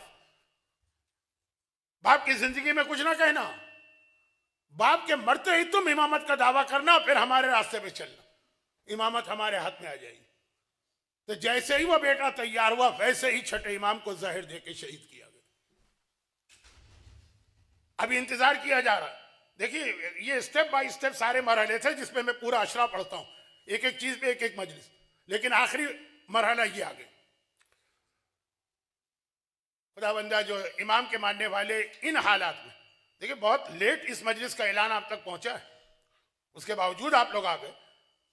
जो इन हालात में भी आए सिर्फ इमाम की शहादत का गम मनाने के लिए, क्योंकि बाद में ताबूत है ना, ताबूत वाली मजलिस में हम आखिर में दुआ नहीं कर सकते। खुदावंदा इनको दुनिया और आखिरत की हर परेशानी से महफूज फरमा। जाफर इब्ने मोहम्मद की शफात इनको नसीब फरमा। जाफर इब्ने मोहम्मद के वसीले से, हमारे यहाँ 22 रजब की नियाज तो होती है ना, जाफर इब्ने मोहम्मद के वसीले से इनकी सारी हजतें पूरी फरमा। इनके मरहुमीन को जाफर इब्ने मोहम्मद का साथी बना। हमारे बीमारों को जाफर इब्ने मोहम्मद की आखिरी बीमारी का वास्ता शिफाए कामिला अता फरमा। खुदावंदा जाफर इब्ने मोहम्मद पर होने वाले मजालिम जो उन्होंने बर्दाश्त किए, इसके वजह से दुनिया भर के जालिमों का खात्मा फरमा। जाफर इब्ने मोहम्मद के वारिस को जाहिर करके उनके खून का इंतकाम ले। अब जब ये मुख्तलिफ तरीके नाकाम होते चले गए, कहा ना इमाम के कैद में डालने से काम चला, ना इमाम के सामने झूठे इमाम बनाने से काम चला, ना इमाम के घर के दरवाजे पर जासूस बिठाने से काम चला। अब एक ही तरीका है घर के अंदर, लेकिन पहले उसको तैयार करो, अचानक नहीं, पहले उसको तैयार करो, वो तैयार हो जाए अपने बाप की जगह इमाम का दावा करने का, बाप की जगह तो नहीं, बाप के बाद। और जब वो अब्दुल्ला अफ्ताह तैयार हो गया तो फिर मंसूर का हुक्म आया गवर्नर मदीना को कि आज इमाम को बुलाओ, गर्चे मशहूर 8वें इमाम के बारे में, लेकिन सेम वाकया 6ठे इमाम का, उन्हें बुलाओ और अंगूरों में जहर दो। और फिर गवर्नर ने इमाम को आज की रात, यही रात 24 का दिन खत्म होके 25वीं शव्वाल की रात आई, इमाम को मेहमान बुलाए, तश्त में वो अंगूर रखे गए और उसी चालाकी के साथ कि आधे अंगूरों में जहर है वो इमाम के सामने वाले, आधे अंगूर बगैर जहर के हैं वो गवर्नर के सामने। बिस्मिल्लाह मौला, आज मैंने आपकी दावत की है, फसल का बेहतरीन मेवा आया। और इमाम तो हर हकीकत को जानते, इसीलिए इमाम ने 2 दाने नोश किया और फिर वो जुमला कहा जो कभी भी दस्तरखान के इख्तिताम पे भी नहीं कहा जाता, शुरू में भी नहीं कहा जाता, इन्ना लिल्लाह व इन्ना इलैहि राजिऊन, और खड़े हो गए। गवर्नर ने कहा ये आपने क्या फरमाया, कहाँ जा रहे हैं? कहा वहां जा रहा हूं जहां तू मुझे भेजना चाहता। और ये कहकर इमाम गवर्नर के महल से अपने घर के अंदर आते हैं। उम्मे हमीदा इमाम की वो बीवी जो 7वें इमाम की वालिदा, वो एक मरतबा सहन में बैठी, देख रही है मेरा आका और मौला अजीब हालत में आ रहा, चेहरे का रंग जर्द हो चुका है, सारा जिस्म कांप रहा है, जहर की हिलाहट बढ़ती जा रही, इमाम से चला नहीं जा रहा। दौड़ के उम्मे हमीदा ने 6ठे इमाम को सहारा दिया, बिस्तर पे लिटाया, सारे घर वाले जमा हो गए। इमाम कुछ घंटे लगे इस दुनिया से रुखसत होने में। जहर जो है जिस्म में गर्दिश कर रहा, जिस्म पे वरम आता जा रहा है। और रिवायत यह है कि उस वक्त 7वां इमाम अपने बाबा के सराहने आया, बाबा की हालत देख रहा है, आंखों में आंसू है, लेकिन वो 2 छोटी बच्चियां फातिमा और अस्मा, एक का नाम उनकी दादी के नाम पर है, एक का नाम उनकी नानी के नाम पर है, वो दौड़ती हुई आती हैं। एक मर्तबा बाबा की हालत देखती हैं, बाबा के सीने पे गिरना चाहती हैं, उम्मे हमीदा रोक देती हैं और कहती हैं कि नहीं, देख नहीं रही हो, तेरे बाबा का सीना, तेरे बाबा का सारा जिस्म वरम आ चुका है, सूजन आ चुकी है। दोनों बहनें 7वें इमाम मूसी काजिम से लिपटी और कहा भैया हमारा बाबा हमारे सामने दुनिया से जा रहा है, अरे किसी तरह हमारे बाबा को बचा ले, अरे किसी तरह हमारी यतीमी को रोक ले। 7वें इमाम ने बहनों को सीने से लिपटाया। सीने से लिपटा सकते थे ना, अगर करबला वाला इमाम होता वो तो अपनी बहन को सीने से भी नहीं लिपटा सकता था, क्योंकि गले में तौक होता तो हाथों में हथकड़ी और पांव में बेड़ी होती। अरे ये बच्चियां उसी तरह तड़प तड़प के 7वें इमाम से कह रही हैं हमारी यतीमी को रोक ले, जिस तरह सकीना जुलजना की टांगों से लिपट के कह रही थी जुलजना मेरे बाबा को मख्तल में न ले जा, अरे सकीना को यतीम न कर। 7वें इमाम ने दोनों के सर पे हाथ रखा और एक मर्तबा बहनों से कहा सब्र करो, जो हुक्म खुदा है वो तो होके रहेगा। और उसके बाद आज सुबह को मेरा 6ठा इमाम इस दुनिया से गया। 7वें इमाम ने गुस्ल किया, कफन पहनाया, वो इहराम मंगवाया जिसमें बाबा ने हज किए थे, उस इहराम का कफन दिया, जनाजा उठाया, जन्नतुल बकी में ले जाके दफन किया। जनाजा तो बड़ी शान से उठा, ताबूत तो बड़ी शान से निकला, बकी में बड़ी शान से दफन किया गया। मगर यही महीना शव्वाल था जिसकी 8 तारीख को ये जालिम जन्नतुल बकी में दाखिल हुए, कब्र फातिमा को अर्घ गिराया और पूछा जाफर इब्ने मोहम्मद का रोजा कहाँ है? लोगों ने कहा यह है जाफर इब्ने मोहम्मद का रोजा। अरे वो बुलडोजर चले, मेरे 6ठा इमाम जिसका गुस्लो कफन तो शानदार तरीके से हुआ, दफन तो शानदार तरीके से हुए, मगर बुलडोजर टकराया, वो रोजा गिरा, निशाने कब्र जाहिर हुआ। इमाम जमाना ने अपने दादा की हालत देखी, पलट के करबला को देखा होगा, कहा होगा दादा सज्जाद मैंने बाबा के रोजे पर बुलडोजर देखे और आपने बाबा के लाशे पे घोड़े दौड़ते देखे।